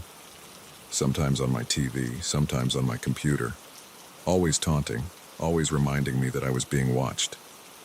"That red blouse looks lovely on you, Olivia, but I prefer you in blue. You really shouldn't eat so late at night. It's bad for your digestion. Your mother seemed worried when you talked to her today. Maybe you should visit her soon." Each message was a knife twisting in my gut, a reminder that every aspect of my life was under surveillance. I stopped using my computer except for absolute necessities. I covered my TV with a blanket. I even started changing clothes in my closet, the only space in my apartment without any corners for cameras to hide. Friends started to notice something was wrong. I had lost weight, dark circles permanently etched under my eyes from lack of sleep. But how could I explain? How could I tell them that my entire life had become a real-life horror movie? 2 months in, I reached my breaking point. A message appeared on my phone, a device I thought was safe, that I had checked and rechecked for spyware. "You can't hide from me, Olivia. I'm always with you. Always." Something in me snapped. I threw my phone against the wall, watching with a mix of satisfaction and despair as it shattered into pieces. Then I started on the rest of my apartment. I tore down curtains, ripped up floorboards, smashed holes in my walls. If there were any cameras left, I was going to find them. Hours later, my beautiful loft was in shambles. Dust and debris covered everything. My hands were bleeding from tearing through wood and plaster, and I hadn't found a single camera. As I stood there, surrounded by the wreckage of my life, a horrible realization began to dawn on me. What if there were no more cameras? What if this was all in my head? The thought was almost worse than the reality of being watched, because if I was imagining this, if my mind was turning against me, how could I ever feel safe again? I sank to the floor, sobs racking my body. I don't know how long I sat there, crying in the ruins of my home. But eventually, a calm settled over me, a sense of clarity I hadn't felt in months. I stood up, wiped my eyes, and began to clean. As I worked, I made a decision. I couldn't live like this anymore. Whether the threat was real or imagined, I needed help. The next day, I checked myself into a psychiatric hospital. I told them everything, about the cameras, the messages, the constant feeling of being watched. The doctors listened without judgment, promised to help me unravel what was real and what might be a product of trauma and stress. For the first time in months, I slept through the night. The hospital room was sparse, institutional, but it felt safer than my apartment had in a long time. It's been 3 weeks since I admitted myself. The doctors have diagnosed me with a mix of PTSD and paranoid delusions, triggered by the very real trauma of finding those initial cameras. We're working through it with a combination of therapy and medication. Some days are harder than others. There are times I still feel watched, still want to check every corner for hidden lenses. But I'm learning to challenge those thoughts, to ground myself in reality. I don't know if I'll ever feel completely safe again. I don't know if I'll ever uncover the full truth about who planted those first cameras, or if the messages were real or a product of my fractured psyche. But I'm taking it one day at a time. I'm not sure what the future holds. My apartment is still in shambles, my photography business on hold. But for the first time in months, I feel a glimmer of hope. I'm reclaiming my life, piece by piece. And the most important lesson I've learned: sometimes the biggest threats aren't external. Sometimes the most dangerous traps are the ones our minds create for us. But with help, with perseverance, we can find our way out of even the darkest labyrinths. As I sit here in my hospital room, looking out at the city skyline, I make a promise to myself. I will not let fear rule my life. I will not let unseen watchers, real or imagined, steal my peace. I will rebuild, I will recover, and I will reclaim my sense of safety. Because in the end, the most important gaze to be concerned with is our own, the way we see ourselves, and the strength we find within to face our deepest fears.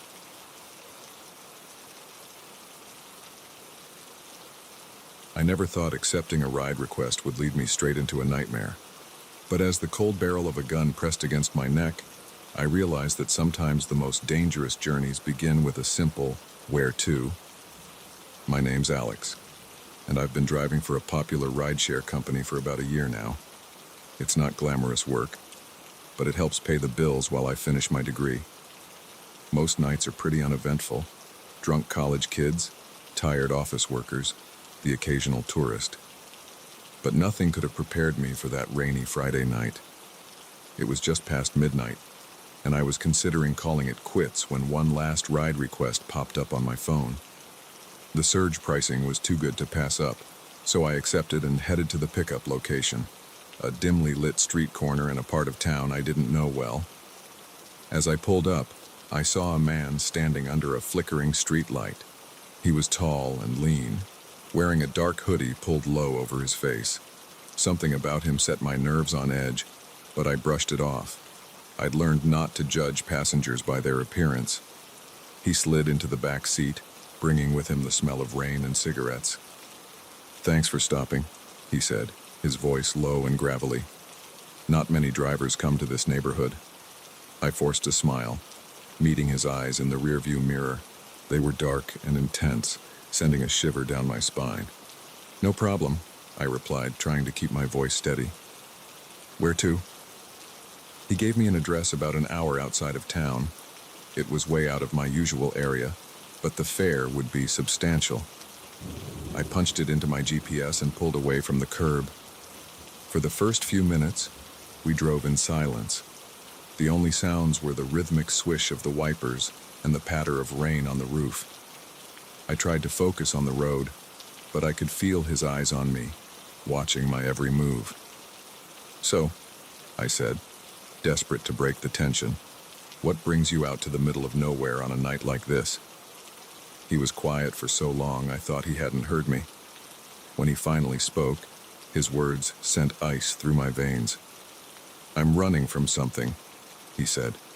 "Something bad." I gripped the steering wheel tighter, my knuckles turning white. "Oh," I managed to squeak out. "Like what?" He leaned forward, his breath hot on my ear. "The police," he whispered. "I've done something terrible, and they're after me." My heart was pounding so hard I was sure he could hear it. I tried to keep my voice calm as I asked, What did you do?" He sat back, and I could hear the smile in his voice. "Why don't you pull over and I'll show you?" Every instinct I had was screaming at me to floor it. to get as far away from this man as possible. But we were on a deserted stretch of highway, trees looming on either side. There was nowhere to go. I don't think that's a good idea, I stammered. Maybe I should just take you to your destination. His hand shot out, gripping my shoulder with surprising strength. Pull. Over. Now. I did as he said, easing the car onto the muddy shoulder. As soon as we stopped, I felt something cold and hard press against the back of my neck. I didn't need to look to know it was a gun. Now, he said, his voice eerily calm. Here's what's going to happen. You're going to get out of the car nice and slow. Then you're going to get in the back seat. I'm driving now. My mind raced, trying to think of a way out. But with a gun to my head, my options were limited. Slowly, I unbuckled my seatbelt and opened the door, stepping out into the rain. As I moved to the back seat, I caught a glimpse of his face in the glow of the dome light. His eyes were wild, pupils dilated. Whatever he was running from, whatever he had done, I knew I was in serious danger. He slid into the driver's seat, keeping the gun trained on me. Phone, he barked. I handed it over, watching as he rolled down the window and tossed it into the darkness. As we pulled back onto the highway, I tried to stay calm, to think rationally. Listen, I said, my voice shaking despite my best efforts. You don't have to do this. I won't tell anyone, I swear. Just let me go. He laughed, a harsh, humorless sound. It's too late for that. You're in this now, whether you like it or not. For the next hour, we drove in tense silence. I watched the familiar landscape give way to rolling hills and dense forests. We were heading into the mountains, far from any help. Finally, he turned onto a narrow dirt road, barely visible in the gloom. The car bounced and swayed as we climbed higher, deeper into the wilderness. We came to a stop in front of a small, run-down cabin. Out, he ordered, gesturing with the gun. Inside, the cabin was sparse. A table, a couple of chairs, a small kitchenette. He motioned for me to sit, then began pacing, muttering to himself. What are you going to do with me? I asked, hating how small my voice sounded. He stopped pacing, fixing me with those intense eyes. I haven't decided yet, he said. Depends on how cooperative you are. Hours passed. He alternated between manic energy, ranting about conspiracies and people out to get him, and eerie calm. I tried to engage him, to build some kind of rapport, but he was unpredictable. One moment he'd be almost friendly, the next he'd be pressing the gun to my temple, accusing me of working with them. As dawn broke, painting the cabin in pale light, I heard a sound that made my heart leap. Sirens, faint but growing louder. My captor heard it too, his face contorted with rage. You! He screamed. You led them here somehow. I shook my head frantically. No, I swear, how could I? You took my phone, remember? But he wasn't listening. He grabbed me roughly, dragging me to my feet. We're leaving. Now. He shoved me toward the door, the gun pressed painfully into my back. But as we stepped outside, I saw Salvation, a line of police cars coming up the dirt road, lights flashing. What happened next was a blur. My captor yelled something, pushing me in front of him like a shield. I heard shouts from the police, ordering him to drop the weapon. Then a deafening crack, and I was falling. I hit the ground hard, the breath knocked out of me. For a moment, I thought I'd been shot. But as I gasped for air, I realized I was unharmed. My captor lay a few feet away, blood pooling beneath him. The next few hours passed in a haze of paramedics, police questions, and shock blankets. I learned that the man, whose real name was Eric Daniels, was wanted for a string of violent crimes across 3 states. My disappearance had triggered a massive manhunt, leading the police right to his hideout.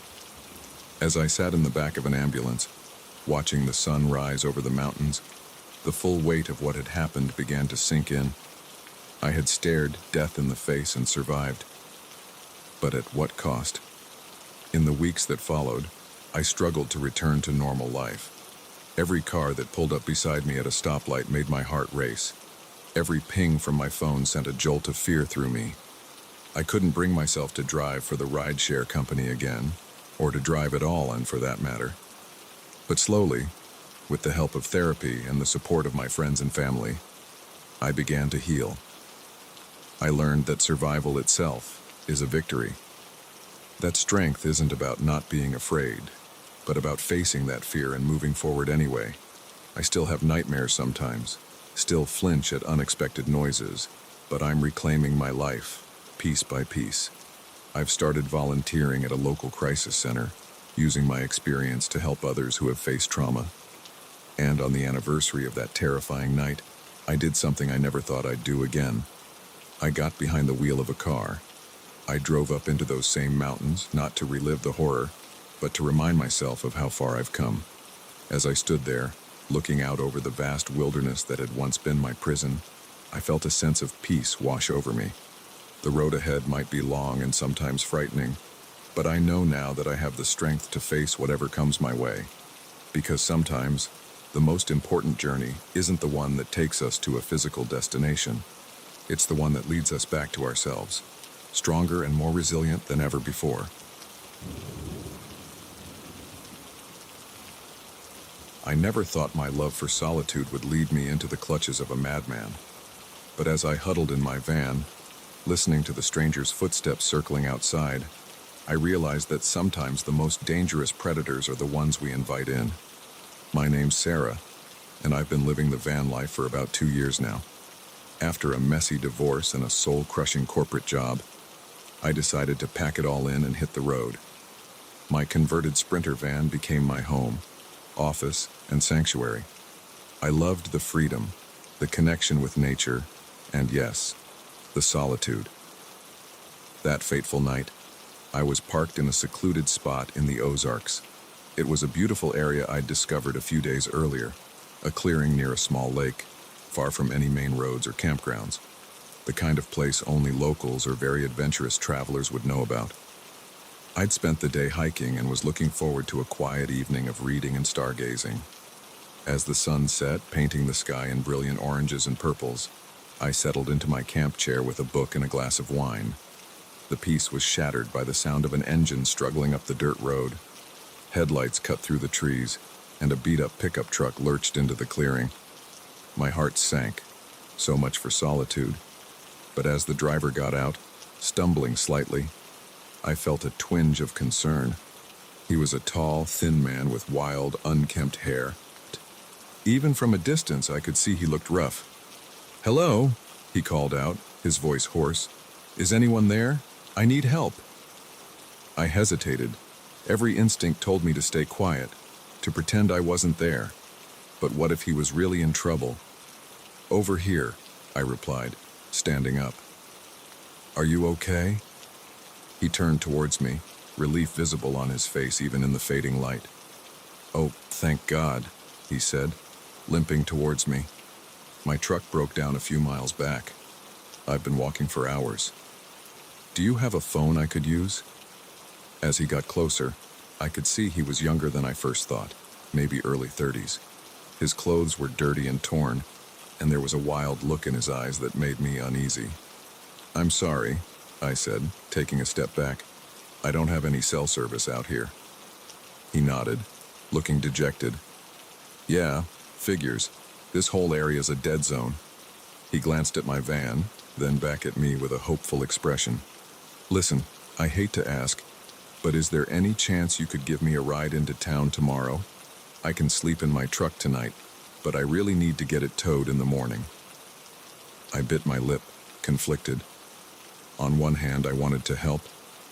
On the other, the thought of letting this stranger into my van, my home, filled me with dread. "I don't know," I said slowly. "I'm not really heading that way." "Please," he interrupted, his voice cracking.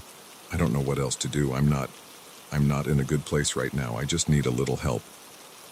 Something in his tone, the raw desperation, got to me. Against my better judgment, I found myself nodding. "Okay," I said. "I can't take you all the way into town, but I can drop you at the ranger station about 20 miles from here in the morning. They'll be able to help you with your truck." The relief on his face was palpable. "Thank you," he said. "Thank you so much. I'm Jacob, by the way." "Sarah," I replied, still keeping my distance. "Listen, Jake, I have a small tent you can use for the night. I'll set it up for you." He looked at the van, then back at me with a frown. "It's supposed to rain tonight. Couldn't I just sleep in your van? I promise I'll be a perfect gentleman." Alarm bells went off in my head. "I'm sorry, but no. The van is my home. The tent is the best I can offer." For a moment, I thought I saw a flash of anger in his eyes, but it was gone so quickly I convinced myself I'd imagined it. "Of course," he said, forcing a smile. "The tent would be great. Thank you." I set up the tent for him a good distance from my van, handed him a sleeping bag and a bottle of water, and retreated to my vehicle. As I locked the doors, I tried to shake off the nagging feeling that I'd made a terrible mistake. Sleep eluded me that night. Every sound from outside, the rustle of leaves, the hoot of an owl, had me on high alert. I kept imagining Jake creeping around my van, trying to break in. At some point, I must have dozed off, because I was jolted awake by a loud bang. My eyes flew open, heart racing. It was still dark outside, but I could hear rain pattering on the roof. Another bang, and I realized someone was knocking on my van door. "Sarah," Jake's voice called out. "Sarah, please let me in. The tent is leaking. I'm soaked." I sat up, every muscle tense. "I'm sorry, Jake," I called back, "but I can't let you in. Try wrapping yourself in the sleeping bag. It's waterproof." "Come on," he pleaded. "Don't be like that. I'm freezing out here. Just let me in for a little while to dry off." His voice had an edge to it now, a hint of something dangerous lurking beneath the desperation. I reached for my phone, cursing silently when I remembered there was no service. "I can't, Jake," I said, trying to keep my voice firm. "I'm sorry, but you need to go back to the tent." There was silence for a moment, then a sound that made my blood run cold, the click of my door handle being tried. "Open the damn door, Sarah," Jake growled, all pretense of friendliness gone. "Don't make me break it down." Panic surged through me. I scrambled to the front seats, fumbling for my keys with shaking hands. I had to get out of here. Just as I got the key in the ignition, I heard a loud crack. Jake had found a rock or a branch and was smashing it against my side window. The engine roared to life just as the window shattered. Jake's hand shot through the broken glass, grasping for the door lock. I threw the van into reverse, not caring about the gear-grinding shriek it produced. Jake's angry shouts followed me as I careened backwards down the narrow dirt road, rain lashing against the windshield. I didn't slow down until I hit the main road, my heart pounding so hard I thought it might burst out of my chest. I drove for hours, not stopping until the sun was high in the sky and I was 2 states away.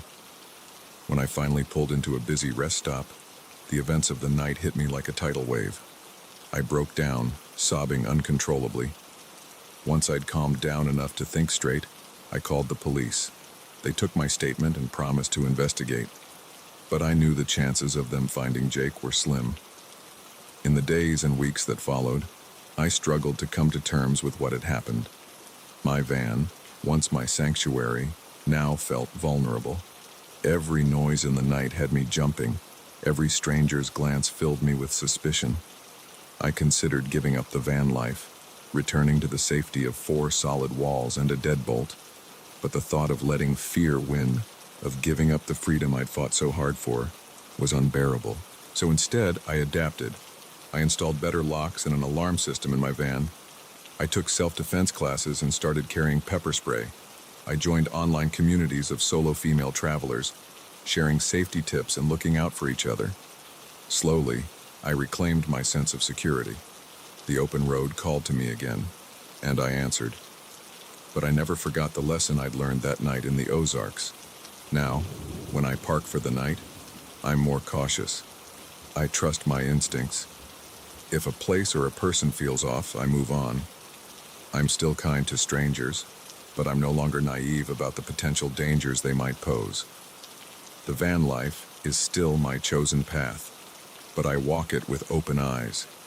Because I've learned that true freedom isn't about being fearless. It's about facing your fears and choosing to live fully in spite of them. As I write this, I'm parked by a beautiful mountain lake, watching the sunset paint the sky. Tomorrow, I'll move on to somewhere new, carrying with me the strength and wisdom born from that terrifying night. The road ahead is long and sometimes dangerous, but I'm ready for whatever it might bring. Because now I know that the most important safety measure isn't a lock or an alarm. It's the courage to trust yourself and the determination to never let fear steal your dreams. The moment I heard the voices echoing through the abandoned hospital, I knew I'd made a terrible mistake. What started as an urban explorer's dream quickly became a nightmare that would haunt me for the rest of my life. My name's Alex, and I've been into urban exploration for years. There's something thrilling about sneaking into forgotten places, capturing the eerie beauty of decay with my camera. I'd explored dozens of abandoned buildings before, but nothing could have prepared me for what I encountered in the old St. Mary's Hospital.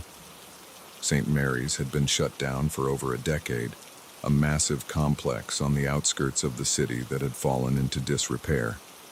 It was a urban explorer's holy grail, 5 stories of crumbling corridors, forgotten operating rooms, and who knows what else. I'd been planning this expedition for months, waiting for the perfect moonless night to make my move. Getting in was almost too easy. A loose board on a ground floor window, and I was inside. The air was thick with dust and the musty smell of decay. My flashlight beam cut through the darkness, revealing peeling paint and abandoned medical equipment. For the first hour, it was everything I'd hoped for. I snapped photos of an old nursery, glass still intact in the viewing window, empty cribs lined up like soldiers. I found patient files scattered across the floor of an admin office, the paper crumbling at my touch. In the cafeteria, trays were still stacked neatly, waiting for meals that would never be served.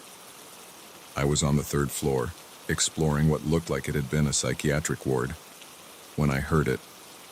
A voice, faint but unmistakable, coming from somewhere above me. I froze, my heart pounding. It had to be my imagination, I told myself, or maybe the wind playing tricks. But then I heard it again. 2 voices this time, a man and a woman, engaged in what sounded like an argument. They were too far away to make out the words, but the tone was clear, angry, intense. Every instinct told me to get out, to run back to my car and never look back. But curiosity got the better of me. Maybe it was other urban explorers, I reasoned, or homeless people who'd set up camp in the upper floors. Either way, I had to know. I crept up the stairs, wincing at every creak of the old wood under my feet. The voices grew louder as I reached the 4th floor. They were coming from somewhere down the hall, behind a set of double doors marked Operating Theater. Pressing my ear to the door, I could finally make out what they were saying. "Can't keep doing this, John," the woman's voice hissed. "Someone's going to catch on." "Relax," the man replied, his tone dismissive. "We've been using this place for months. No one ever comes here." "But what if someone does? What if—" "Then we'll deal with it," he cut her off. Like we always do." A chill ran down my spine. Whatever these people were up to, it was clear they weren't just squatters or fellow explorers. I needed to get out of there, fast. I turned to leave, but in my haste, I knocked over a metal tray that had been balanced precariously on a nearby gurney. It clattered to the floor with a crash that seemed to echo through the entire building. The voices behind the door immediately went silent. Then, footsteps, moving quickly towards me. Panic surged through me. I sprinted down the hallway, not caring about the noise I was making. Behind me, I heard the double doors burst open. "Hey! Stop right there!" I ran faster than I ever had in my life, taking the stairs 2 at a time. I could hear them behind me, gaining ground. As I rounded a corner on the 2nd floor, a hand grabbed my jacket. I twisted away, hearing the fabric rip as I broke free. I burst out of the same window I'd entered through, stumbling as I hit the overgrown lawn. My car was parked a block away, hidden behind some trees. I reached it in what felt like seconds, fumbling with my keys as I heard shouts in the distance. As I peeled away from the curb, I caught a glimpse of two figures emerging from the hospital in my rearview mirror. Even from a distance, I could see the glint of something metallic in the man's hand. A gun. I drove for hours, too terrified to stop. Every set of headlights behind me sent my heart racing. It wasn't until the sun started to rise that I finally pulled over at a rest stop, my hands shaking as I turned off the engine. What had I stumbled upon? Drug dealers? Some kind of black market operation? Whatever it was, I knew I was in way over my head. I debated going to the police, but what would I tell them? That I'd been trespassing in an abandoned hospital and overheard something suspicious? And what if these people had connections in law enforcement? The man had mentioned they'd been using the hospital for months without getting caught. In the end, I decided to lay low for a while. I called in sick to work, holed up in my apartment, and tried to convince myself that they hadn't gotten a good look at me or my car. But as the days passed, strange things started happening. I'd come home to find things slightly out of place, as if someone had been in my apartment. My computer files seemed to have been accessed when I knew I hadn't opened them. Twice, I could have sworn I saw the same car following me when I finally ventured out for groceries. Paranoia set in. I couldn't sleep, jumping at every sound. I stopped answering my phone, stopped checking my email.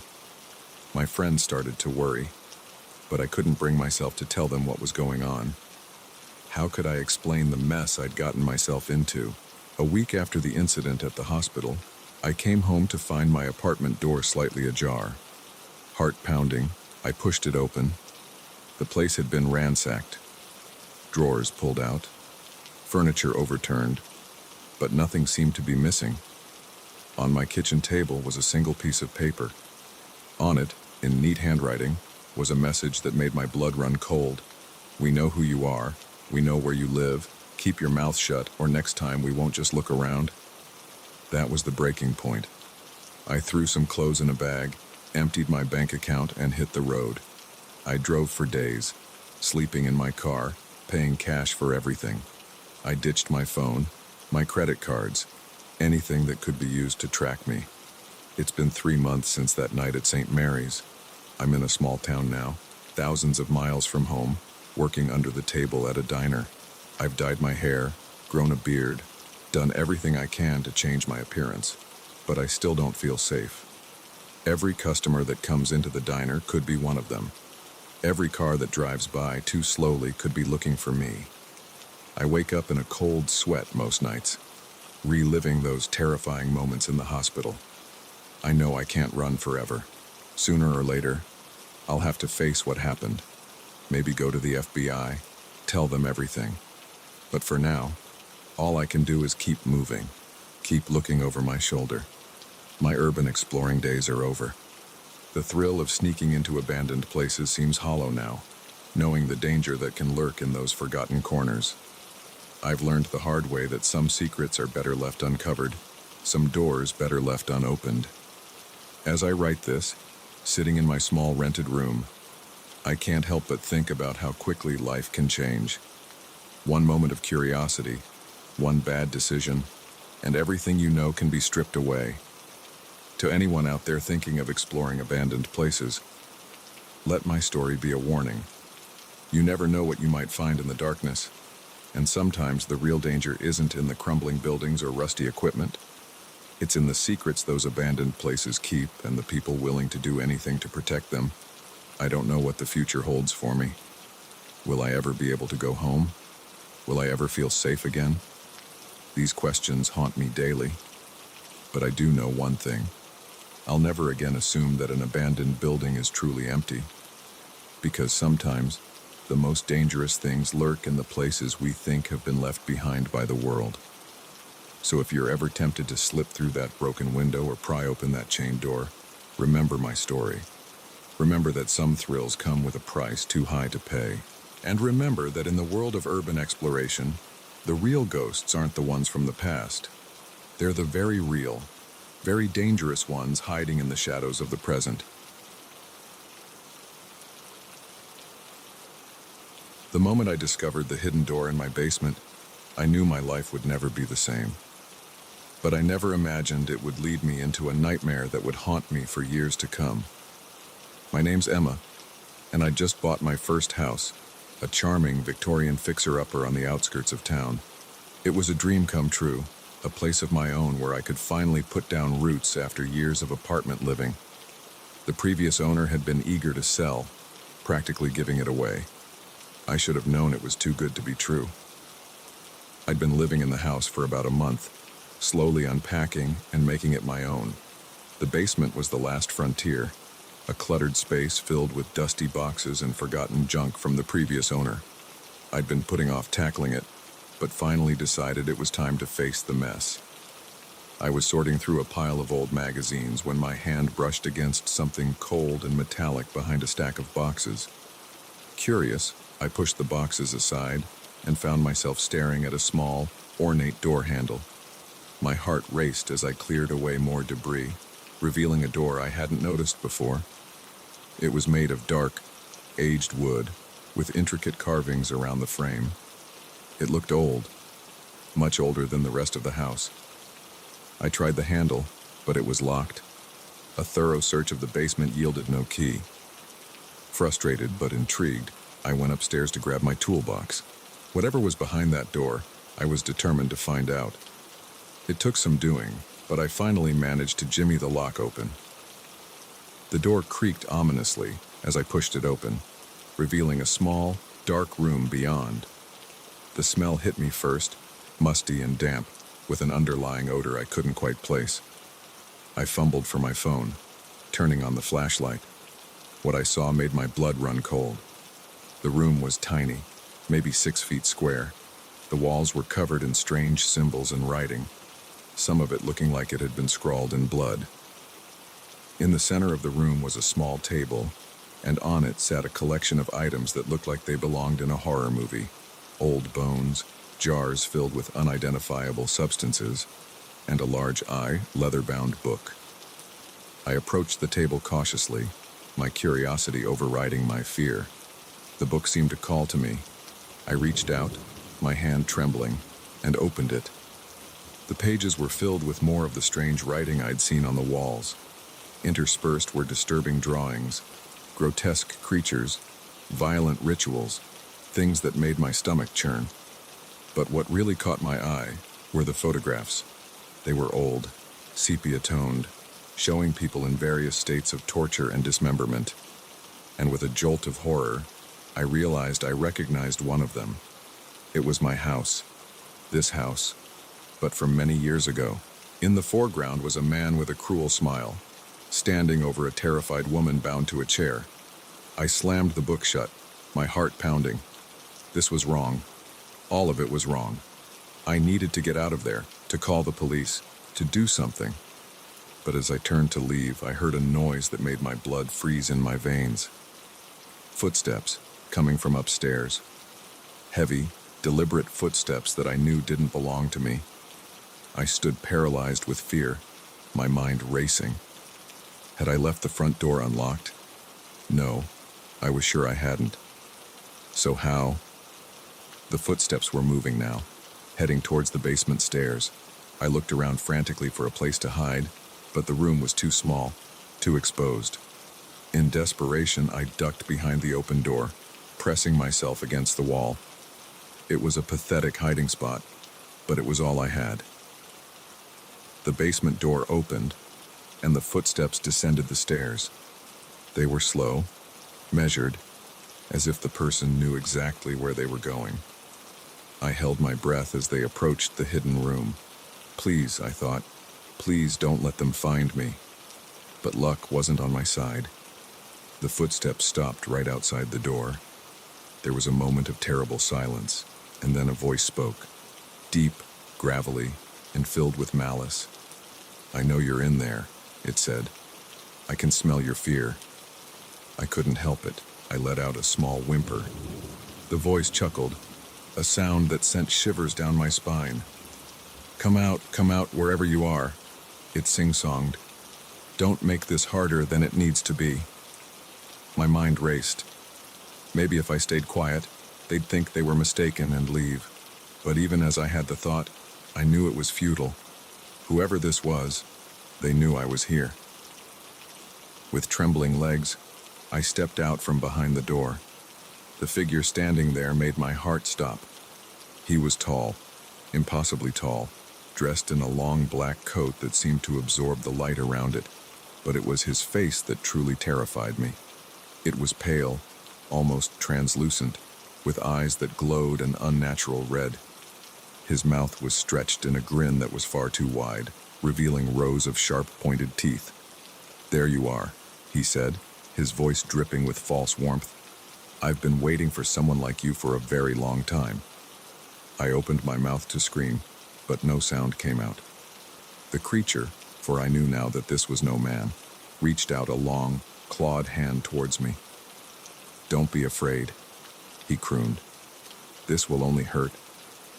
Well, actually, it will hurt quite a lot, but it will be over soon." In that moment, survival instinct kicked in. I ducked under his outstretched arm and ran, faster than I'd ever run in my life. I took the basement stairs 2 at a time, his laughter echoing behind me. I burst out of the front door, not stopping until I reached my car. With shaking hands, I managed to get the key in the ignition. As I peeled out of the driveway, I saw him standing on the porch, that terrible grin still on his face. He raised a hand in a mocking wave as I sped away. I drove for hours, too terrified to stop.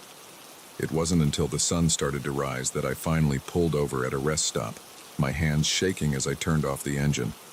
What had I seen? What was that thing?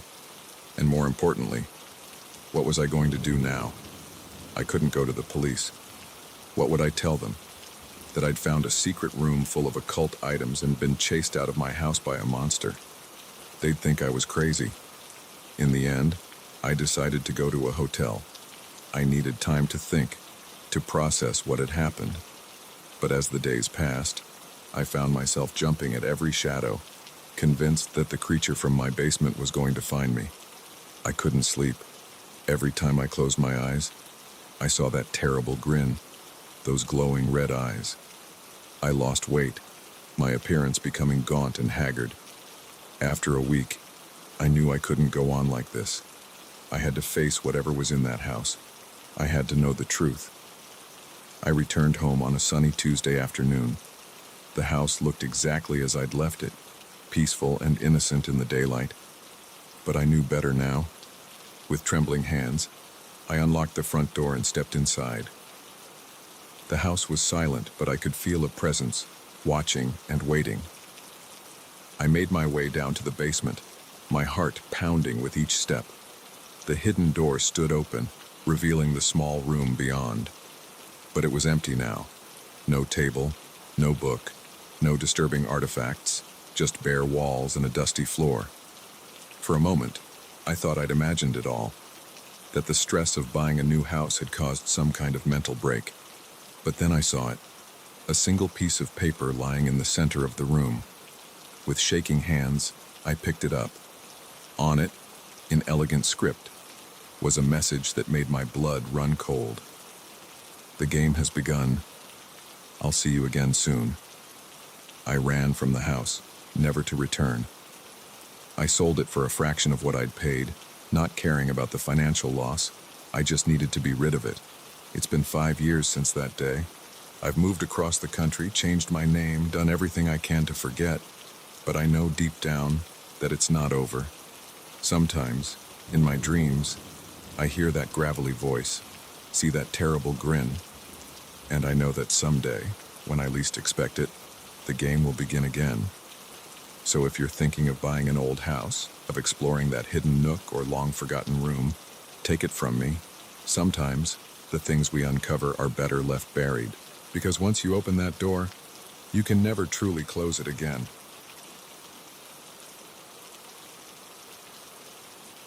The night I caught art thieves in the act was the night I learned that sometimes the most valuable things we protect aren't hanging on the walls. It was also the night I almost lost everything, including my life. My name's Mike, and I've been working night security at the Hillsdale Museum of Fine Arts for going on 5 years now. It's usually a quiet gig, just me, the cameras, and millions of dollars worth of art. At least, that's how it was until that fateful Friday night in October. I just started my shift, settling into the small security office with a thermos of coffee and the novel I'd been working my way through all week. The museum was eerily quiet, as always. Just the soft hum of the climate control system and the occasional creak of the old building settling. Around midnight, I started my first round. I always enjoyed these walks through the darkened galleries. There was something magical about seeing the artwork in the dim emergency lighting, like I was getting a private showing of some of the world's greatest masterpieces. I was in the modern art wing when I first noticed something was off. It was subtle, just a faint scratching sound coming from somewhere ahead. I paused, straining my ears. There it was again, followed by what sounded like a whispered curse. My heart started to race. In 5 years, I'd never encountered anything more exciting than a tripped motion sensor. But this was different. I radioed into Central Dispatch, keeping my voice low. "This is Mike at Hillsdale. I've got suspicious noises in the modern wing. Going to investigate."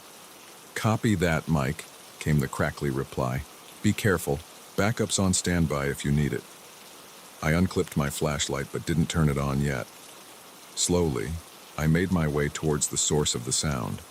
As I got closer, I could make out hushed voices. "Hurry up with that, will you? We don't have all night." "I'm going as fast as I can. This security system is more complicated than we thought." I peered around a corner and my blood ran cold. 3 figures dressed in black were huddled around the case containing our prize exhibit, a priceless Picasso on loan from a private collector. One of them was working on the case's lock, while another held some kind of electronic device. The third kept watch, his head swiveling back and forth. I ducked back behind the corner, my mind racing. This was really happening. Art thieves, right here in my museum. I'd trained for this, but now that it was actually happening, I felt woefully unprepared. I reached for my radio to call for backup, but hesitated. What if they heard me? They'd be gone before help arrived, taking the Picasso with them. Taking a deep breath, I made a decision. I had to stall them, keep them here until the police arrived. It was risky, but I couldn't let them get away with this. I stepped out from my hiding spot, flashlight raised. "Freeze! Security!" The thieves whirled around, startled. For a moment, nobody moved. Then everything happened at once. The one by the case lunged for a bag on the floor. The one with the electronic device threw it at me. I ducked, and it shattered against the wall behind me. The third, the lookout, came at me with surprising speed. I managed to sidestep his first swing, but his second caught me in the gut, knocking the wind out of me. I stumbled back, gasping for air. "Grab the painting and let's go," one of them shouted. Through watering eyes, I saw them working frantically to open the case. I had to do something fast. I fumbled for the panic button on my belt, pressing it repeatedly. Immediately, alarms began blaring throughout the museum. The thieves cursed, redoubling their efforts. I staggered to my feet, determined to stop them, but the lookout was on me again, throwing me against a nearby sculpture. Pain exploded in my back, and I heard something crack. Whether it was the sculpture or my ribs, I couldn't tell. "Got it!" one of the thieves yelled triumphantly. Through the haze of pain, I saw them carefully lifting the Picasso from its case. "No!" I shouted, lurching towards them. The lookout caught me, pinning me against the wall. "What do we do with him?" he asked, his voice muffled by his mask. The one holding the painting looked at me, then at his watch. "No time. He's seen our faces. Take care of him." The lookout nodded, reaching into his jacket. I saw the glint of metal and realized with horror that he was pulling out a gun. In that moment, time seemed to slow down. I could hear my heart pounding in my ears, could feel every ache and pain in my body. This was it. I was going to die here, surrounded by priceless art, killed by thieves I'd failed to stop. But then, a sound cut through the alarms and the ringing in my ears. Sirens, police sirens, growing louder by the second. The thieves heard it too. "Shit," the leader cursed. "We gotta go now." The one holding me hesitated, the gun still pointed at my chest. "But he's seen us." "There's no time. Leave him." With a frustrated growl, the lookout slammed me against the wall one last time. My head cracked against the hard surface and the world went fuzzy. I slid to the floor, fighting to stay conscious. Through blurry vision, I saw the thieves running towards the emergency exit, the Picasso tucked carefully under one of their arms. With the last of my strength, I grabbed for the nearest thing I could reach, a small modern art sculpture made of twisted metal. I hurled it at the retreating figures. By some miracle, it hit its mark. The sculpture tangled in the legs of the thief carrying the painting. He went down hard, the Picasso flying from his grasp. "Leave it!" the leader shouted as the fallen thief scrambled for the painting. The sirens were deafening now, right outside the building. The three thieves disappeared through the emergency exit just as the main doors burst open, police flooding in with guns drawn. What followed was a blur of paramedics, police questions, and crime scene techs. I learned later that while the thieves had escaped, they'd left behind crucial evidence in their haste. The painting was safe, if a bit scuffed from its fall. As I sat in the back of an ambulance, an ice pack pressed to my throbbing head, the museum director approached me. Her face was pale, but her eyes were shining. "Mike," she said, taking my hand, "you saved the Picasso. You saved all of it. I don't know how to thank you." I managed a weak smile. "Just doing my job, ma'am." But as I was driven to the hospital for a checkup, I realized it had been more than that. In those terrifying moments, it hadn't just been about protecting the art. It had been about standing up to those who thought they could take whatever they wanted. Consequences be damned. The weeks that followed were a whirlwind. There were more police interviews, a commendation from the mayor, even a small write-up in the local paper.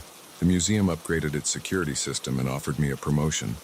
But every night, when I walk my rounds through those quiet galleries, I can't help but see it all again. The thieves, the struggle, the moment I thought it was all over. It's changed me, that night. Made me realize how quickly everything can change, how thin the line is between safety and danger.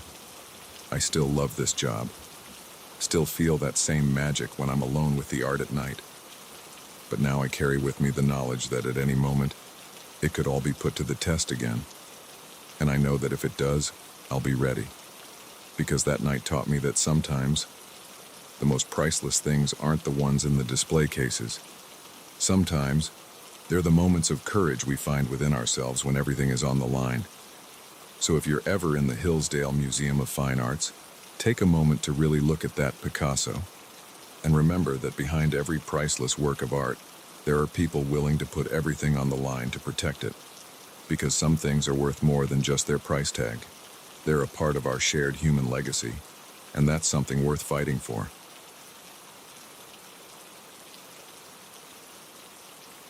I never thought a simple hiking trip would lead me face to face with a dangerous fugitive.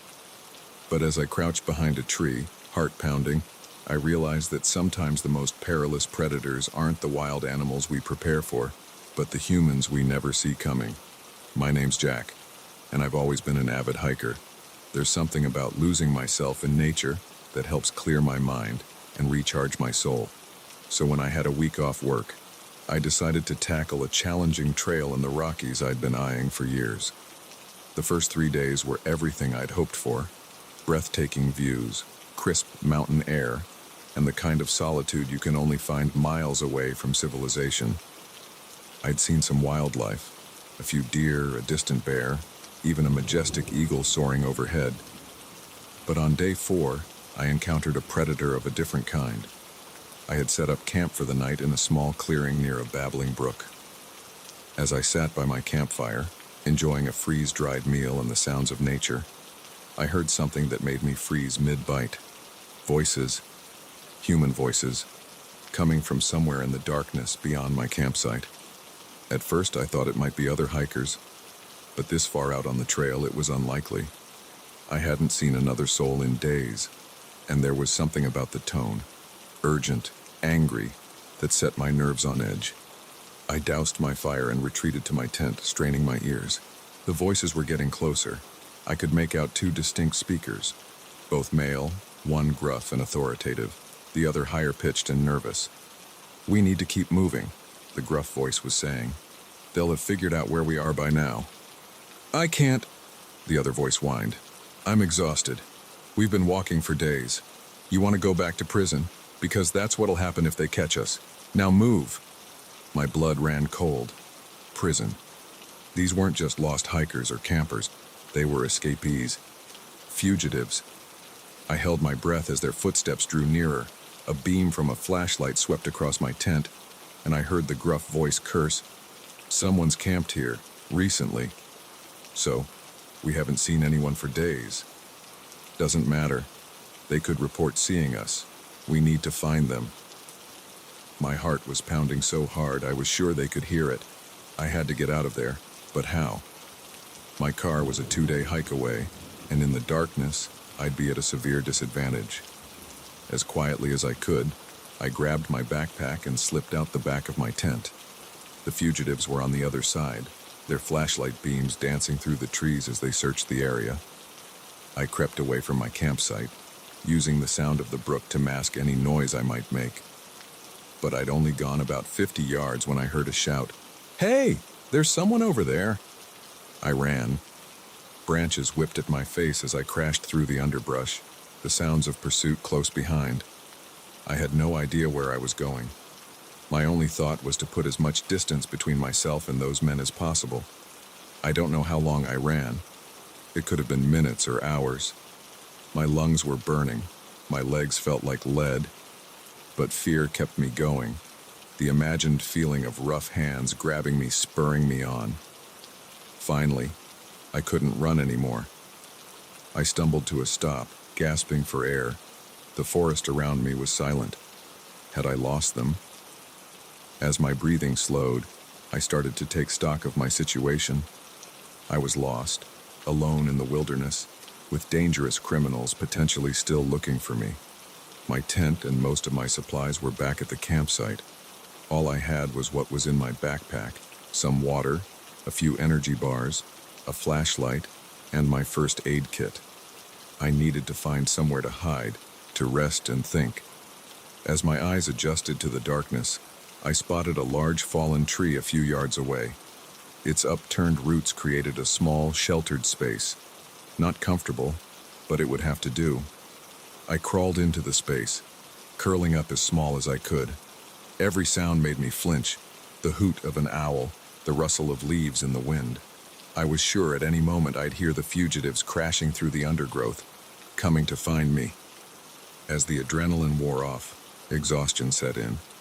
Despite my fear, I must have dozed off, because the next thing I knew, sunlight was filtering through the roots of my hiding place. Cautiously, I peeked out. The forest was peaceful in the early morning light. No sign of the fugitives. But I knew I couldn't let my guard down. I needed a plan. My best bet was to try to make it back to my car. But without my tent and supplies, it would be a grueling journey.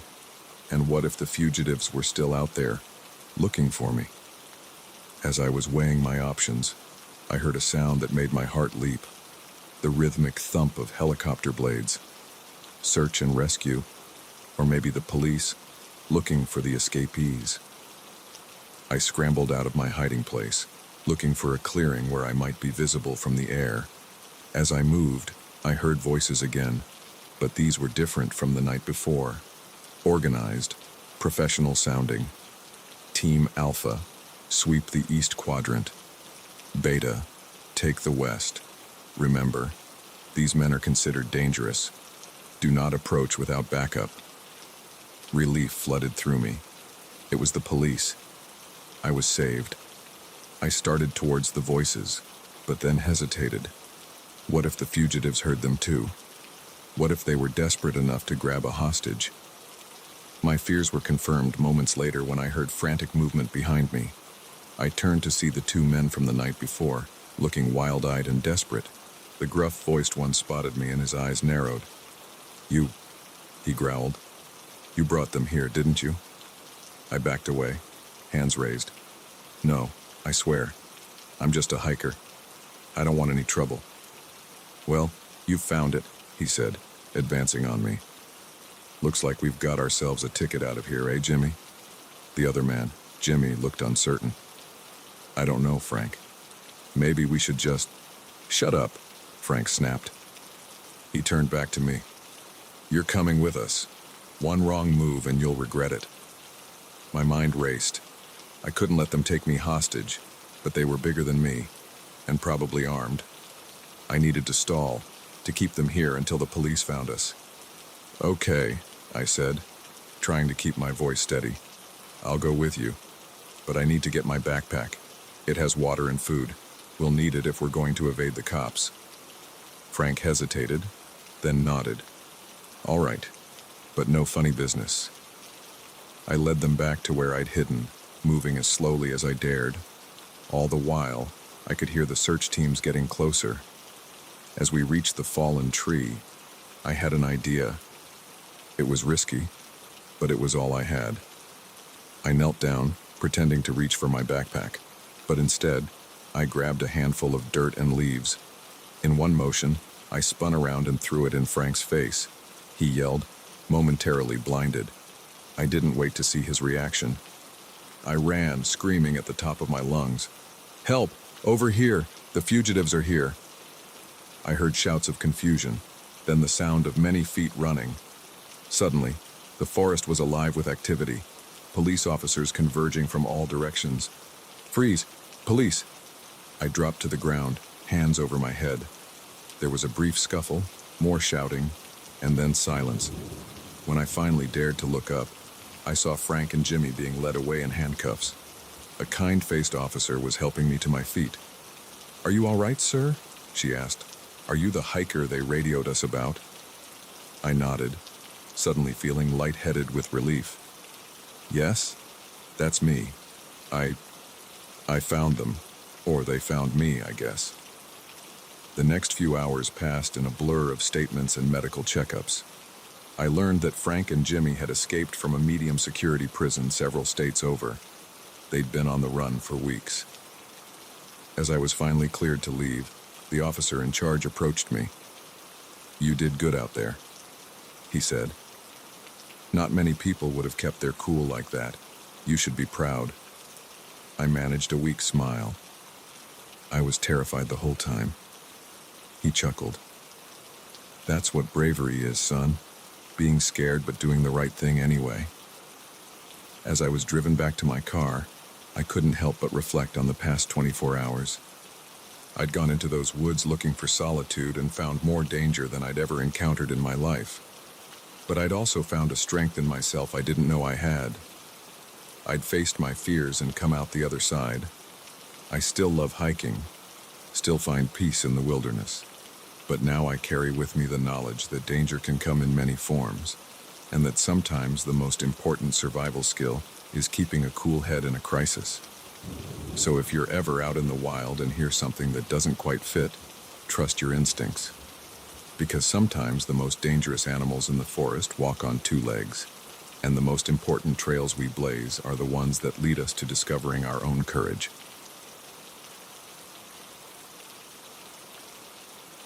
The moment I saw the shadowy figures moving around the cabin, I knew this peaceful getaway had turned into a fight for survival. What started as a simple house-sitting job became a night of terror that would haunt me for years to come. My name's Sarah, and I'm a grad student trying to make ends meet. When my professor asked if I'd watch her remote cabin for a week while she attended a conference, I jumped at the chance. A quiet place to study, surrounded by nature. It sounded perfect. The first few days were blissful. The cabin was cozy, with a wraparound porch and views of the surrounding forest that took my breath away. I spent my days reading, working on my thesis, and taking long walks in the woods. At night, I'd curl up by the fireplace, listening to the wind in the trees and the occasional hoot of an owl. It was on the fourth night that everything changed. I was making dinner, humming along to the radio when the power suddenly cut out. The cabin was plunged into darkness, the only light coming from the dying embers in the fireplace. At first, I wasn't too concerned. Power outages weren't uncommon in such a remote area. I found the flashlight my professor had shown me and went to check the circuit breaker.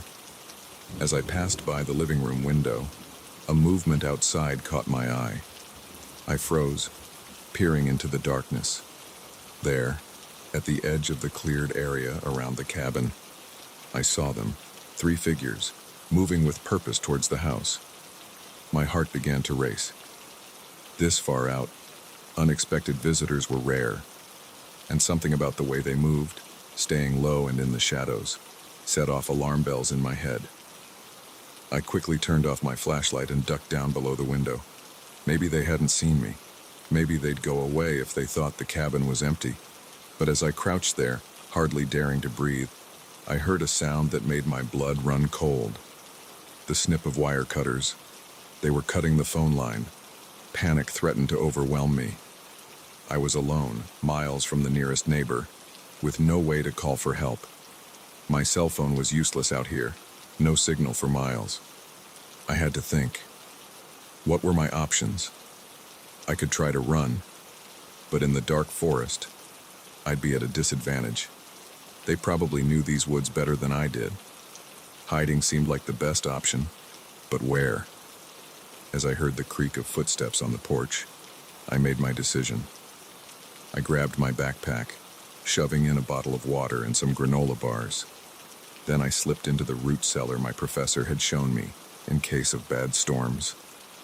I pulled the heavy door closed just as I heard the sound of breaking glass. They were inside. The root cellar was small and musty, lined with shelves of canned goods and old gardening equipment. I wedged myself into a corner behind some boxes, trying to calm my breathing. Above me, I could hear them moving around the cabin.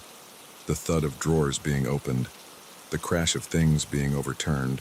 What were they looking for? Check everywhere, a gruff voice commanded. The boss says it's got to be here somewhere. What about the girl? Another voice asked. My heart nearly stopped. They knew I was here. Find her, the first voice growled. She might have seen where the old lady hid it. Hide what? What could my professor have that these men wanted so badly? I heard the cellar door creak open and held my breath. Flashlight beams swept the room, passing over my hiding spot once, twice. I squeezed my eyes shut, certain that at any moment I'd be discovered. But then the door closed and I heard receding footsteps. They hadn't seen me. For now. I don't know how long I sat there in the dark, every muscle tense, straining to hear what was happening above. It felt like hours. Eventually, the noises stopped. Had they left? I waited, counting to 1,000 in my head before I dared to move. Slowly, carefully, I eased out of my hiding spot. My legs were cramped, and pins and needles shot through my feet as I stood. I crept to the cellar door and listened. Silence. Taking a deep breath, I pushed the door open a crack and peeked out. The cabin was a disaster. Furniture overturned, drawers emptied onto the floor. But it seemed empty. I slipped out of the cellar, my eyes darting around for any sign of the intruders. Nothing. Had they really gone? Just as I started to relax, I heard the rumble of an engine outside. Headlights swept across the windows as a vehicle pulled up. I ducked down behind the couch, my heart pounding. The car door slammed, and heavy footsteps approached the cabin. Find anything? A new voice called out. Nothing, came the reply from outside. Place is clean. No sign of the document or the girl. Document. What document could be so important? Keep looking, the newcomer ordered. Tear the place apart if you have to, and find that girl. She must be around here somewhere. I knew I couldn't stay in the cabin. It was only a matter of time before they found me. I needed to get out, to find help. The back door was only a few feet away. If I could make it there, I might have a chance to slip into the woods unnoticed. Taking a deep breath, I crawled towards the door, staying low to avoid the windows. Just as I reached for the handle, a floorboard creaked beneath me. The cabin went silent. Then, footsteps, moving quickly in my direction. I didn't think. I yanked the door open and ran. Behind me, I heard shouts and the sound of pursuit. I plunged into the dark forest, branches whipping at my face as I ran blindly through the undergrowth. I had no idea where I was going. My only thought was to put as much distance between myself and those men as possible. I ran until my lungs burned and my legs felt like jelly. Finally, I couldn't run anymore. I collapsed behind a large tree, gasping for air. As my breathing slowed, I strained my ears for any sound of pursuit. Nothing but the normal nighttime sounds of the forest. Had I lost them? Or were they out there still, searching methodically through the woods? I knew I couldn't stay there. I needed to find help, to get to the authorities somehow. But in which direction? In the panic of my flight, I'd lost all sense of direction. As the adrenaline wore off, the reality of my situation sank in. I was lost in the woods in the middle of the night, being hunted by dangerous men. I had no phone, no way to call for help, and I had no idea what they wanted or why they were after me. I allowed myself a moment of despair, a few silent tears sliding down my cheeks. Then I took a deep breath and forced myself to think. My professor had mentioned a ranger station about 5 miles east of the cabin. If I could find it, I'd be safe. But how to know which way was east? I looked up, searching for the stars through the canopy of leaves. There, the Big Dipper. I oriented myself, picking out east. It wasn't much, but it was a direction. It was hope. Gathering my remaining strength, I set off. I moved as quietly as I could, constantly looking over my shoulder, jumping at every snapping twig or rustle of leaves. I walked for what felt like hours. My feet were blistered, my legs aching, but I didn't dare stop. Every time I felt like giving up, I imagined those men finding me, and it spurred me on. Just when I thought I couldn't take another step, I saw it. A faint glow through the trees. The ranger station. Relief flooded through me, giving me a final burst of energy. I stumbled out of the woods into the station's parking lot just as the sun was beginning to rise. The ranger on duty was shocked by my appearance, dirty, scratched, and wild-eyed. But he listened to my story and immediately called the police. The next few days were a blur of police statements and newspaper interviews. It turned out my professor was involved in a high-profile whistleblower case.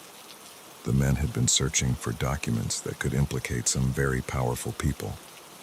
They caught most of the men who had broken into the cabin, but their leader remained at large. For weeks, I jumped at every shadow, convinced he was coming to silence me.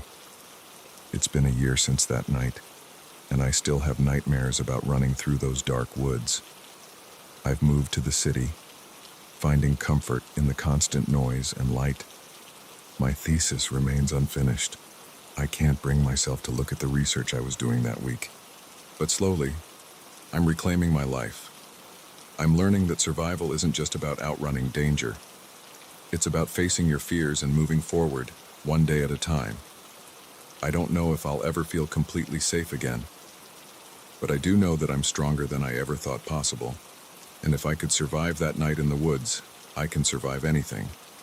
So if you ever find yourself alone in a remote cabin and something feels off, trust your instincts. Sometimes the most dangerous predators aren't the ones with claws and fangs, but the ones who walk on 2 legs and have secrets to protect. The moment I heard those hushed voices coming from the supposedly empty floor, I knew my mundane job as a night janitor had just become a front-row seat to something sinister. What I discovered that night would change my life forever, plunging me into a world of danger I never knew existed. My name's Dave, and I've been working nights at Apex Corporation for the past 3 years. It's not a glamorous job, but it pays the bills and gives me time to work on my novel during the quiet hours.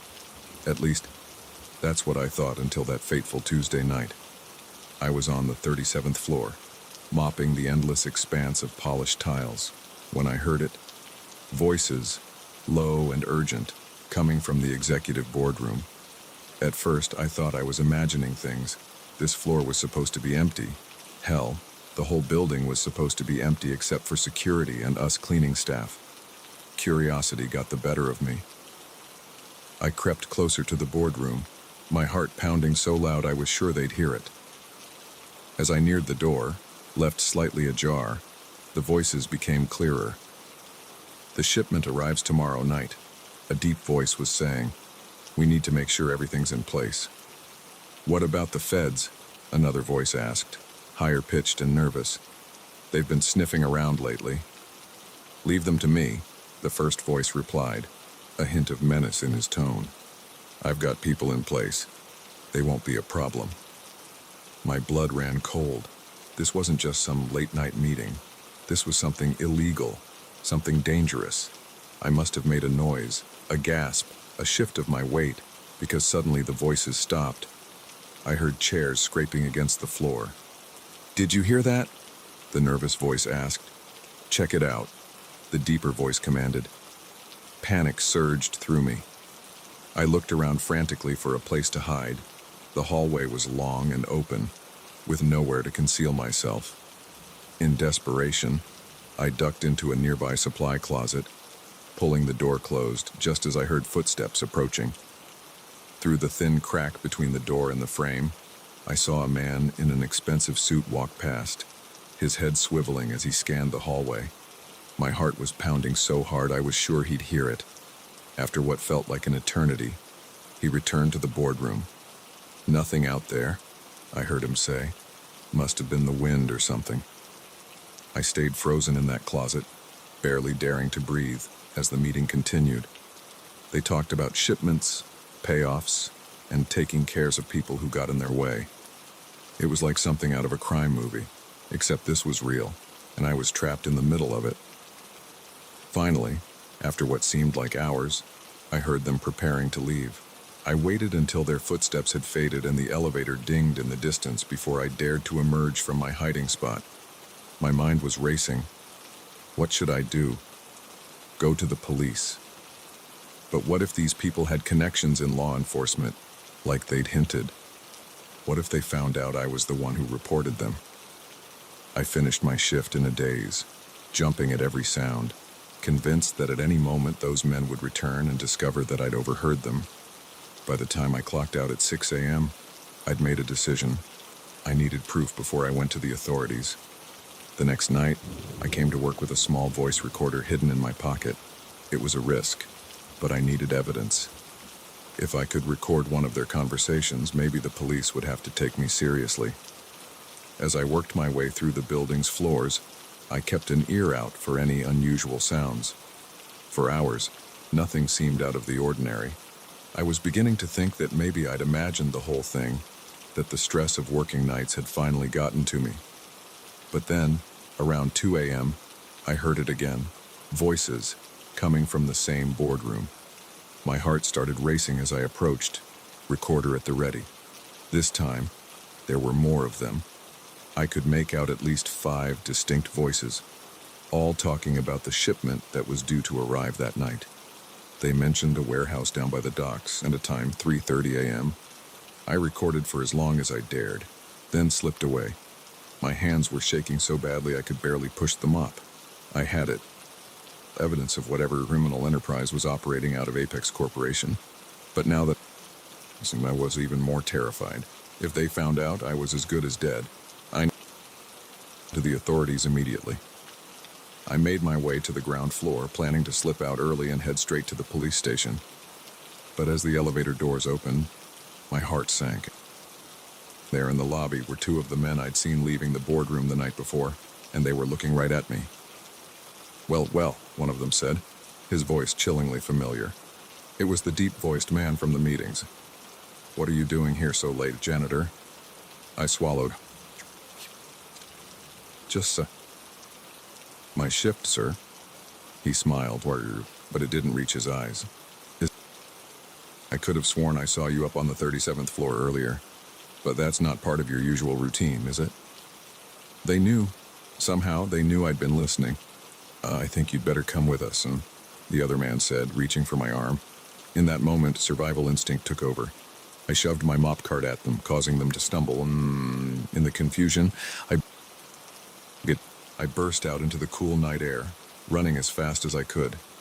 I could hear shouts behind me, the sound of pursuit growing closer.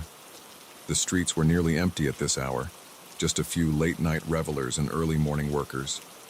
I darted down alleys, vaulted over fences, anything to lose my pursuers.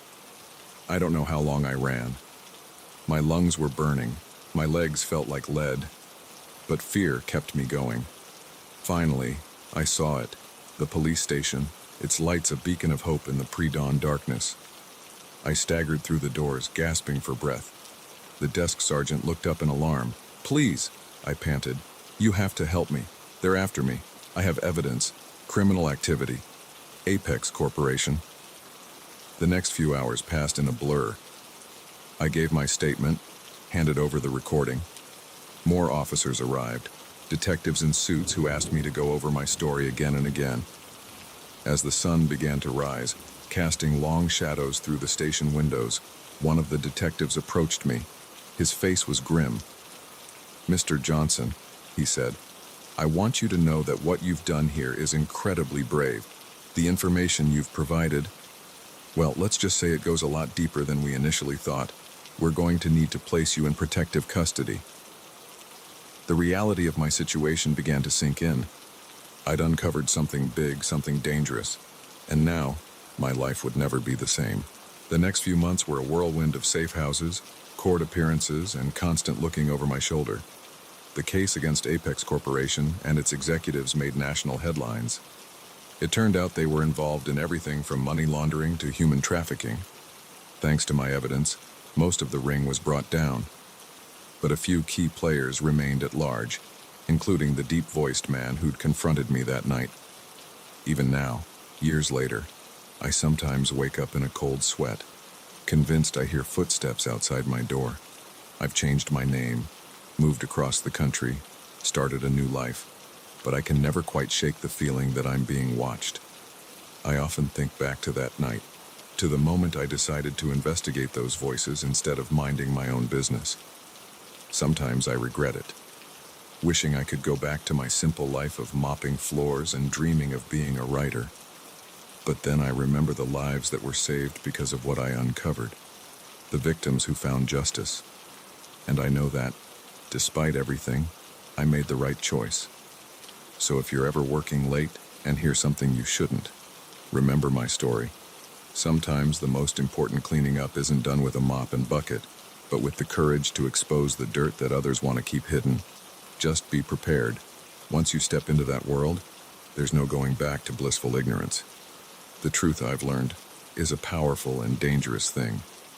But in the end, it's all we have to fight the darkness that lurks in the shadows of gleaming corporate towers and behind closed boardroom doors.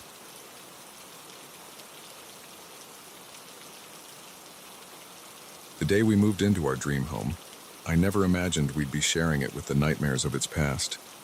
But as the walls whispered their secrets and shadows moved of their own accord, we realized that some houses never truly let go of their former occupants. I'm Emily, and my husband Jack and I have been searching for the perfect family home for months. When we stumbled upon the old Victorian on Maple Street, it seemed too good to be true. Spacious rooms, a sprawling backyard, and a price that was surprisingly within our budget. We were so excited, we barely listened to the real estate agent's rushed explanation about the previous owner's hasty departure. The first few weeks were blissful. We painted walls, arranged furniture, and started to make the house our own. Our two kids, Lily and Max, were thrilled with their new rooms and the treehouse in the backyard. It felt like we'd finally found our forever home. But then, little things started happening. At first, it was easy to dismiss. A door closing on its own, objects not quite where we'd left them. We laughed it off as forgetfulness or the quirks of an old house. It was about a month after we'd moved in that things took a turn for the unsettling. I was in the kitchen, preparing dinner, when I heard what sounded like footsteps upstairs. Heavy, deliberate steps, moving from room to room. "Jack," I called out, assuming he'd come home early from work. No response. I climbed the stairs, a sense of unease growing with each step. The second floor was empty, all the doors closed. As I stood there, puzzled, I heard a child's laughter coming from behind me. I whirled around, expecting to see Lily or Max, but the hallway was empty. That night, I mentioned it to Jack. He looked concerned but tried to rationalize it. "Old houses make weird noises, Em. It's probably just settling." But the incidents kept piling up. Lily complained about someone whispering her name when she was alone in her room. Max's toys would be arranged in strange patterns when we woke up in the morning. And more than once, I caught glimpses of shadowy figures out of the corner of my eye, always vanishing when I turned to look. It all came to a head one stormy night about 2 months after we'd moved in. A thunderclap woke me from a fitful sleep. As lightning illuminated the room, I saw a figure standing at the foot of our bed. It was a woman, her face gaunt and eyes hollow, staring directly at me. I screamed, startling Jack awake. But when he turned on the light, she was gone. Shaken, we checked on the kids. Lily was sitting up in bed, tears streaming down her face. "The sad lady was here again," she whimpered. "She said we need to leave before they come back." That was the final straw. The next morning, we started researching the history of the house. What we found chilled us to the bone. The previous owners, the Harrises, had disappeared without a trace 3 years ago. The case had gone cold, but there were whispers of strange occurrences in the house, of the family's increasing paranoia in the weeks before they vanished. Digging deeper, we uncovered a pattern. Every family that had lived in the house for the past century had either moved out abruptly or met with tragedy. Accidents, disappearances, sudden illnesses. The house seemed to be a magnet for misfortune. We were debating what to do when Max came running into the room, his eyes wide with excitement. "I made new friends," he exclaimed. "They live in the walls and they want to play hide and seek." A chill ran down my spine. "Max, honey, what do you mean they live in the walls?" He pointed to a small vent near the floor, one I'd never paid much attention to before. "They come out from there. They're funny looking, but they're nice. They said they've been waiting for someone to play with for a long time." Jack and I exchanged worried glances.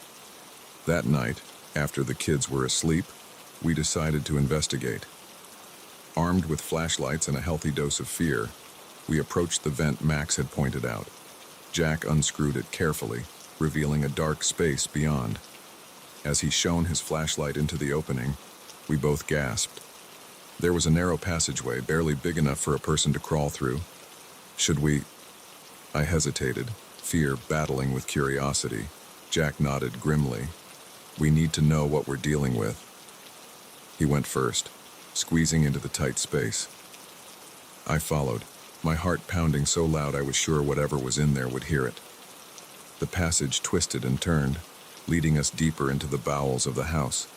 The air grew stale, and I could swear I heard whispers echoing around us. Finally, the passage opened up into a small room. As our flashlights swept the space, I had to stifle a scream.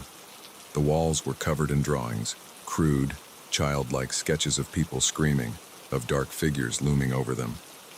And in the center of the room was a collection of objects, toys, jewelry, wallets, things that must have belonged to previous occupants of the house. But what made my blood run cold was the fresh crayon drawing pinned to one wall. It showed our family, Jack, me, Lily, and Max, surrounded by smiling stick figures. Underneath, in a child's scrawl, were the words, "New friends to play with forever." We scrambled out of there as fast as we could, our minds reeling. What were we going to do? We couldn't stay, but who would believe us if we told them the truth? As we emerged from the vent, dusty and shaken, we found Lily and Max standing in the hallway, their eyes wide and unfocused. "They're coming," Lily said, her voice eerily calm. They want us to join them. Suddenly, the house came alive with noise, banging on the walls, scratching sounds from inside the vents, and a chorus of whispers that seemed to come from everywhere at once. We didn't stop to pack. Grabbing the kids, we ran for the car, the sounds of chaos following us. As we peeled out of the driveway, I looked back at the house. In every window, I could see faces, dozens of them, pressed against the glass, watching us leave. We drove through the night, not stopping until we were several states away. We left everything behind, our possessions, our jobs, our lives. But we had each other, and we were safe. That's all that mattered. It's been a year since that night. We've started over in a new town, in a new house, a newly built one, with no history and no hidden passages in the walls. But sometimes, I still wake up in the middle of the night, certain I can hear whispers coming from the vents, or see shadows moving just out of sight. We never reported what happened to the authorities. Who would believe us? But I often think about that house on Maple Street, still standing, still looking for its next unsuspecting family. I wonder about the Harrises and all the others who came before us. Are they still there, trapped in the walls, forever seeking new playmates? I've learned that some houses are more than just wood and nails. Some have a life of their own, a hunger that can never be satisfied. And sometimes, the most dangerous monsters are the ones we invite into our homes, thinking we're the ones moving in when really, we're the ones being consumed. So if you're ever house hunting and you find a place that seems too good to be true, perfect location, great price, but with a history that's a little too vague, think twice. Listen to the walls, watch the shadows, because you never know who or what you might be sharing your dream home with. And if you hear whispers in the night or see movement out of the corner of your eye, don't ignore it. Don't try to rationalize it away. Sometimes, the smartest thing you can do is run, leaving everything behind, because some things are worth more than a house. Your family, your sanity, your soul. We were lucky. We got out before it was too late. But I often wonder about the next family that will move into that house on Maple Street. Will they hear the whispers? Will they see the shadows? Or will they become just another set of faces pressed against the windows, watching and waiting for new friends to join them in the walls?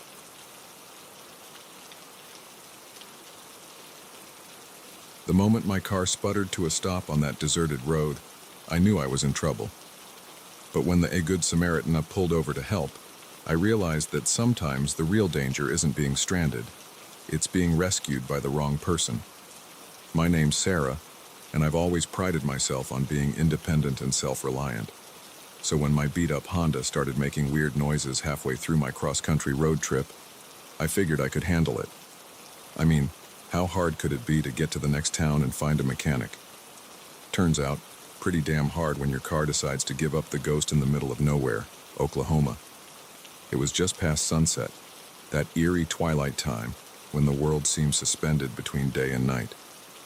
The road stretched out endlessly in both directions, nothing but fields, and the occasional skeleton of a long-abandoned barn as far as the eye could see. I popped the hood and stared at the engine, willing it to reveal its secrets. But let's be real, I wouldn't know a carburetor from a catalytic converter if my life depended on it. And as the darkness deepened and the temperature dropped, I was starting to worry that it might. I checked my phone for the millionth time. Still no signal.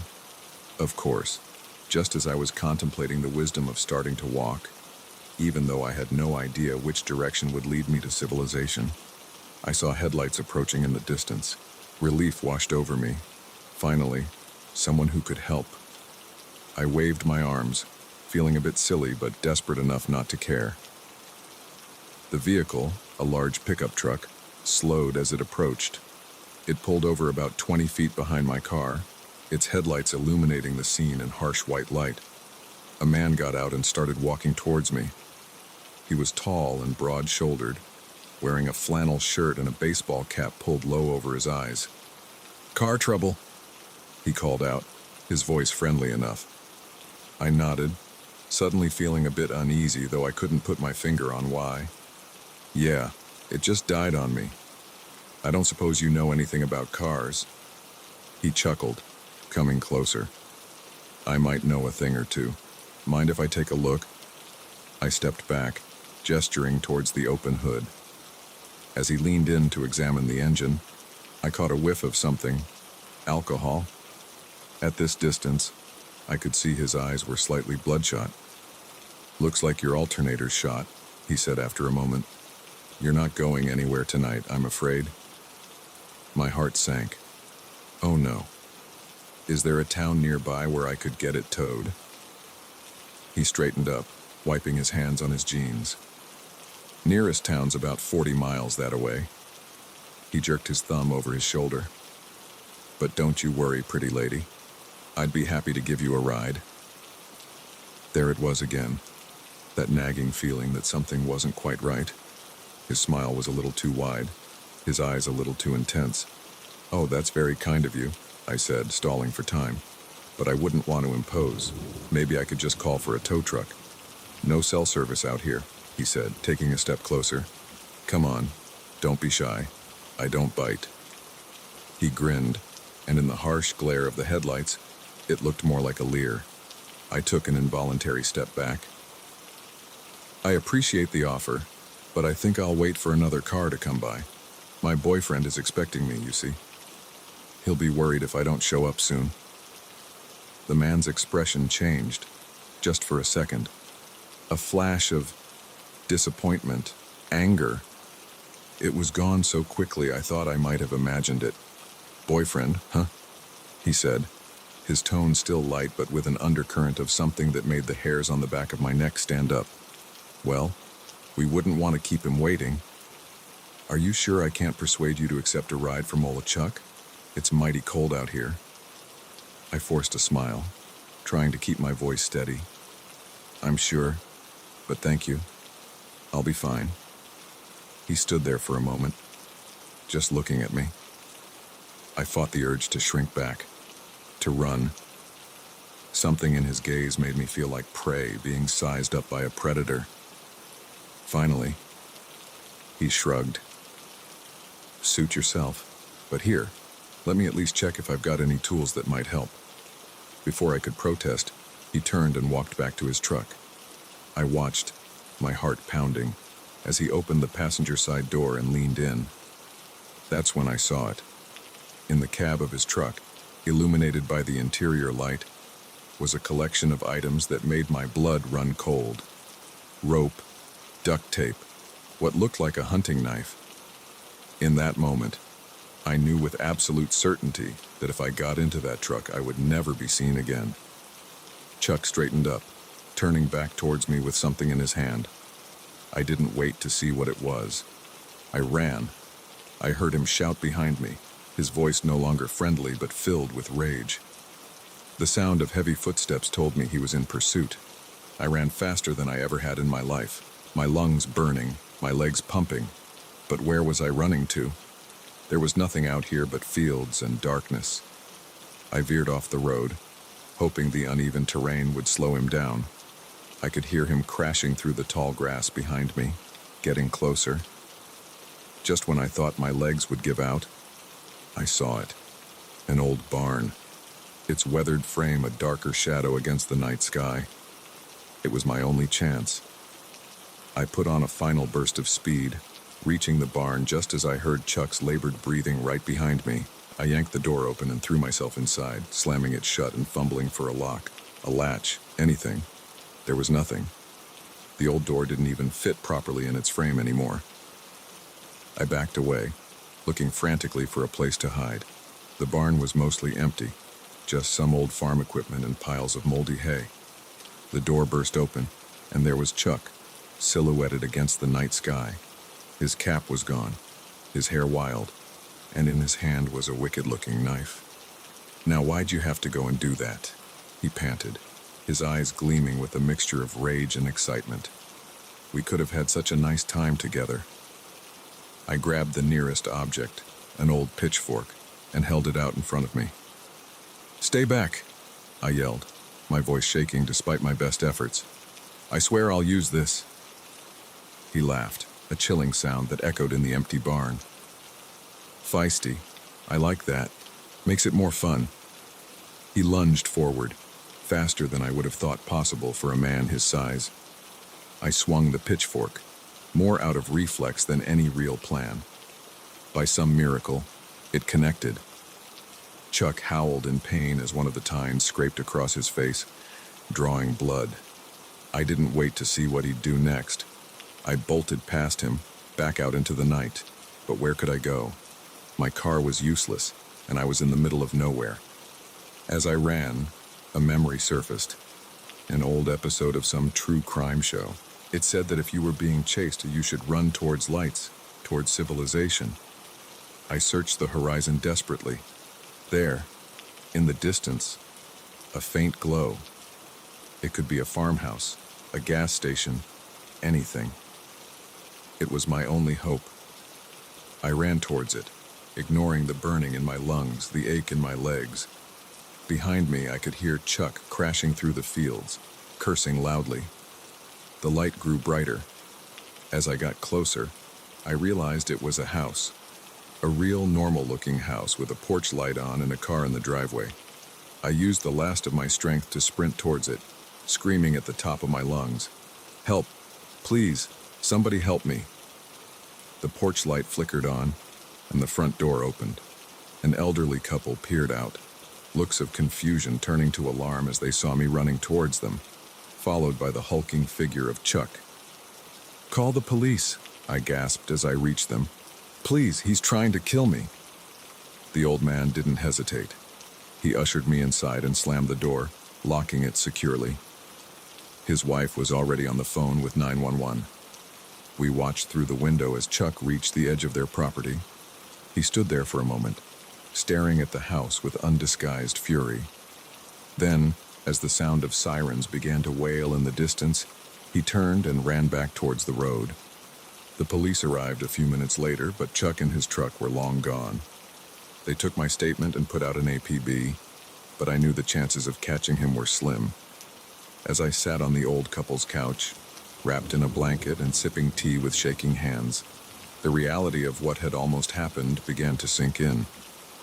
If I had accepted that ride, if I hadn't seen the contents of his truck, if I hadn't found that barn or this house, it's been 6 months since that night.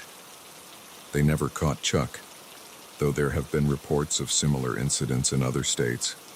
I still have nightmares sometimes, still find myself looking over my shoulder more often than I'd like to admit. But I also find myself appreciating life more. Every day feels like a gift, a second chance I nearly didn't get. I'm more cautious now, yes, but also more aware of the kindness of strangers. Real kindness, not the false friendliness of predators. So if you're ever stranded on a dark road and someone stops to help, trust your instincts. If something feels off, it probably is. It's better to be alone than in the wrong company. And remember, sometimes the real heroes aren't the ones who offer a ride, but the ones who open their doors to a stranger in need. Be safe out there. The world can be a dangerous place, but it's also full of good people. The trick is learning to tell the difference.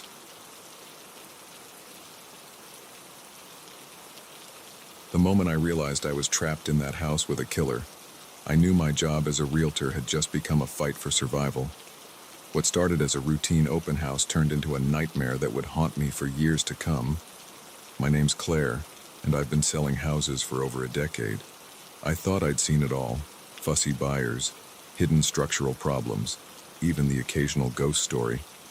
But nothing could have prepared me for what happened that sunny Saturday afternoon in the quiet suburb of Maplewood. The house on Elm Street had been on the market for months. It was a beautiful Victorian, all gabled roofs and intricate woodwork, but it had a bit of a reputation. The previous owners had died there.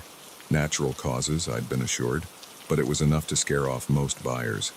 I'd decided to host an open house, hoping to drum up some interest. As I unlocked the front door that morning, I had a feeling it was going to be a long, uneventful day. The first few hours were exactly as I'd expected. A couple of curious neighbors, a young family clearly just browsing. an older gentleman who seemed more interested in the architecture than actually buying. By late afternoon, I was alone in the house, idly scrolling through my phone and thinking about packing up early. That's when he walked in. He was tall and well-dressed, with a charming smile that immediately put me at ease. "Am I too late for the open house?" he asked, and glancing at his watch. "Not at all," I replied, slipping into my professional persona. "I was just about to close up, but I'd be happy to show you around." As we toured the house, he asked all the right questions about the foundation, the wiring, the history of the property. He seemed especially interested in the basement, commenting on its size and the sturdy lock on the door. "Privacy is very important to me," he explained with a wink. It wasn't until we reached the master bedroom on the second floor that I started to feel uneasy. He stood in the doorway, blocking my exit, his eyes scanning the room with an intensity that sent a shiver down my spine. "This is perfect," he murmured. "Absolutely perfect." I forced a smile, trying to keep my voice steady. "Shall we head back downstairs? I can give you some information about making an offer if you're interested." He turned to me, and the look in his eyes made my blood run cold. The charm was gone, replaced by something predatory, calculating. "Oh, I'm definitely interested," he said, his voice low. "But not in buying the house." My heart started racing. I needed to get out of there, fast. "Well, if you're not looking to buy, I'm afraid I'll have to ask you to leave. I have another appointment soon." He chuckled, a sound devoid of any warmth. "No, you don't. I've been watching this house and watching you. I know you're alone here." I tried to push past him, but he was faster. In one fluid motion, he grabbed my arm and pushed me back into the room. I heard the click of a lock, and my panic surged. "What do you want?" I asked, my voice shaking despite my efforts to stay calm. He smiled, and it was the most terrifying thing I'd ever seen. "I want to play a game. This big, empty house. It's the perfect playground, don't you think?" I looked around frantically for a weapon, anything I could use to defend myself. But the room had been staged for the open house. There was nothing personal, nothing heavy or sharp. "People will be looking for me," I said, trying to sound more confident than I felt. "My office knows I'm here." He shook his head, almost sadly. "No, they don't. You were going to leave early, remember? No one's expecting to hear from you until Monday." My blood ran cold as I realized he was right. I told my boss I might close up early if it was slow. No one would miss me for days. "Now," he said, pulling a knife from his jacket pocket. "Shall we begin?" What followed was the most terrifying game of cat and mouse I've ever experienced. I managed to dodge past him and out of the bedroom, but I quickly realized I was trapped. He had locked and blocked the front door somehow, and the windows were all sealed shut, a charming original feature that I had praised to potential buyers just hours earlier. I ran from room to room, trying to find a way out, all the while hearing his footsteps, his taunting voice. Come out, wherever you are," he called, like this was all some twisted game of hide and seek. At one point, I thought I had outsmarted him. I hid in a hall closet, holding my breath as I heard him walk past. But just as I was about to breathe a sigh of relief, the door flew open. He had been waiting, silent, for me to relax. I screamed and shoved past him, my fear giving me strength I didn't know I had.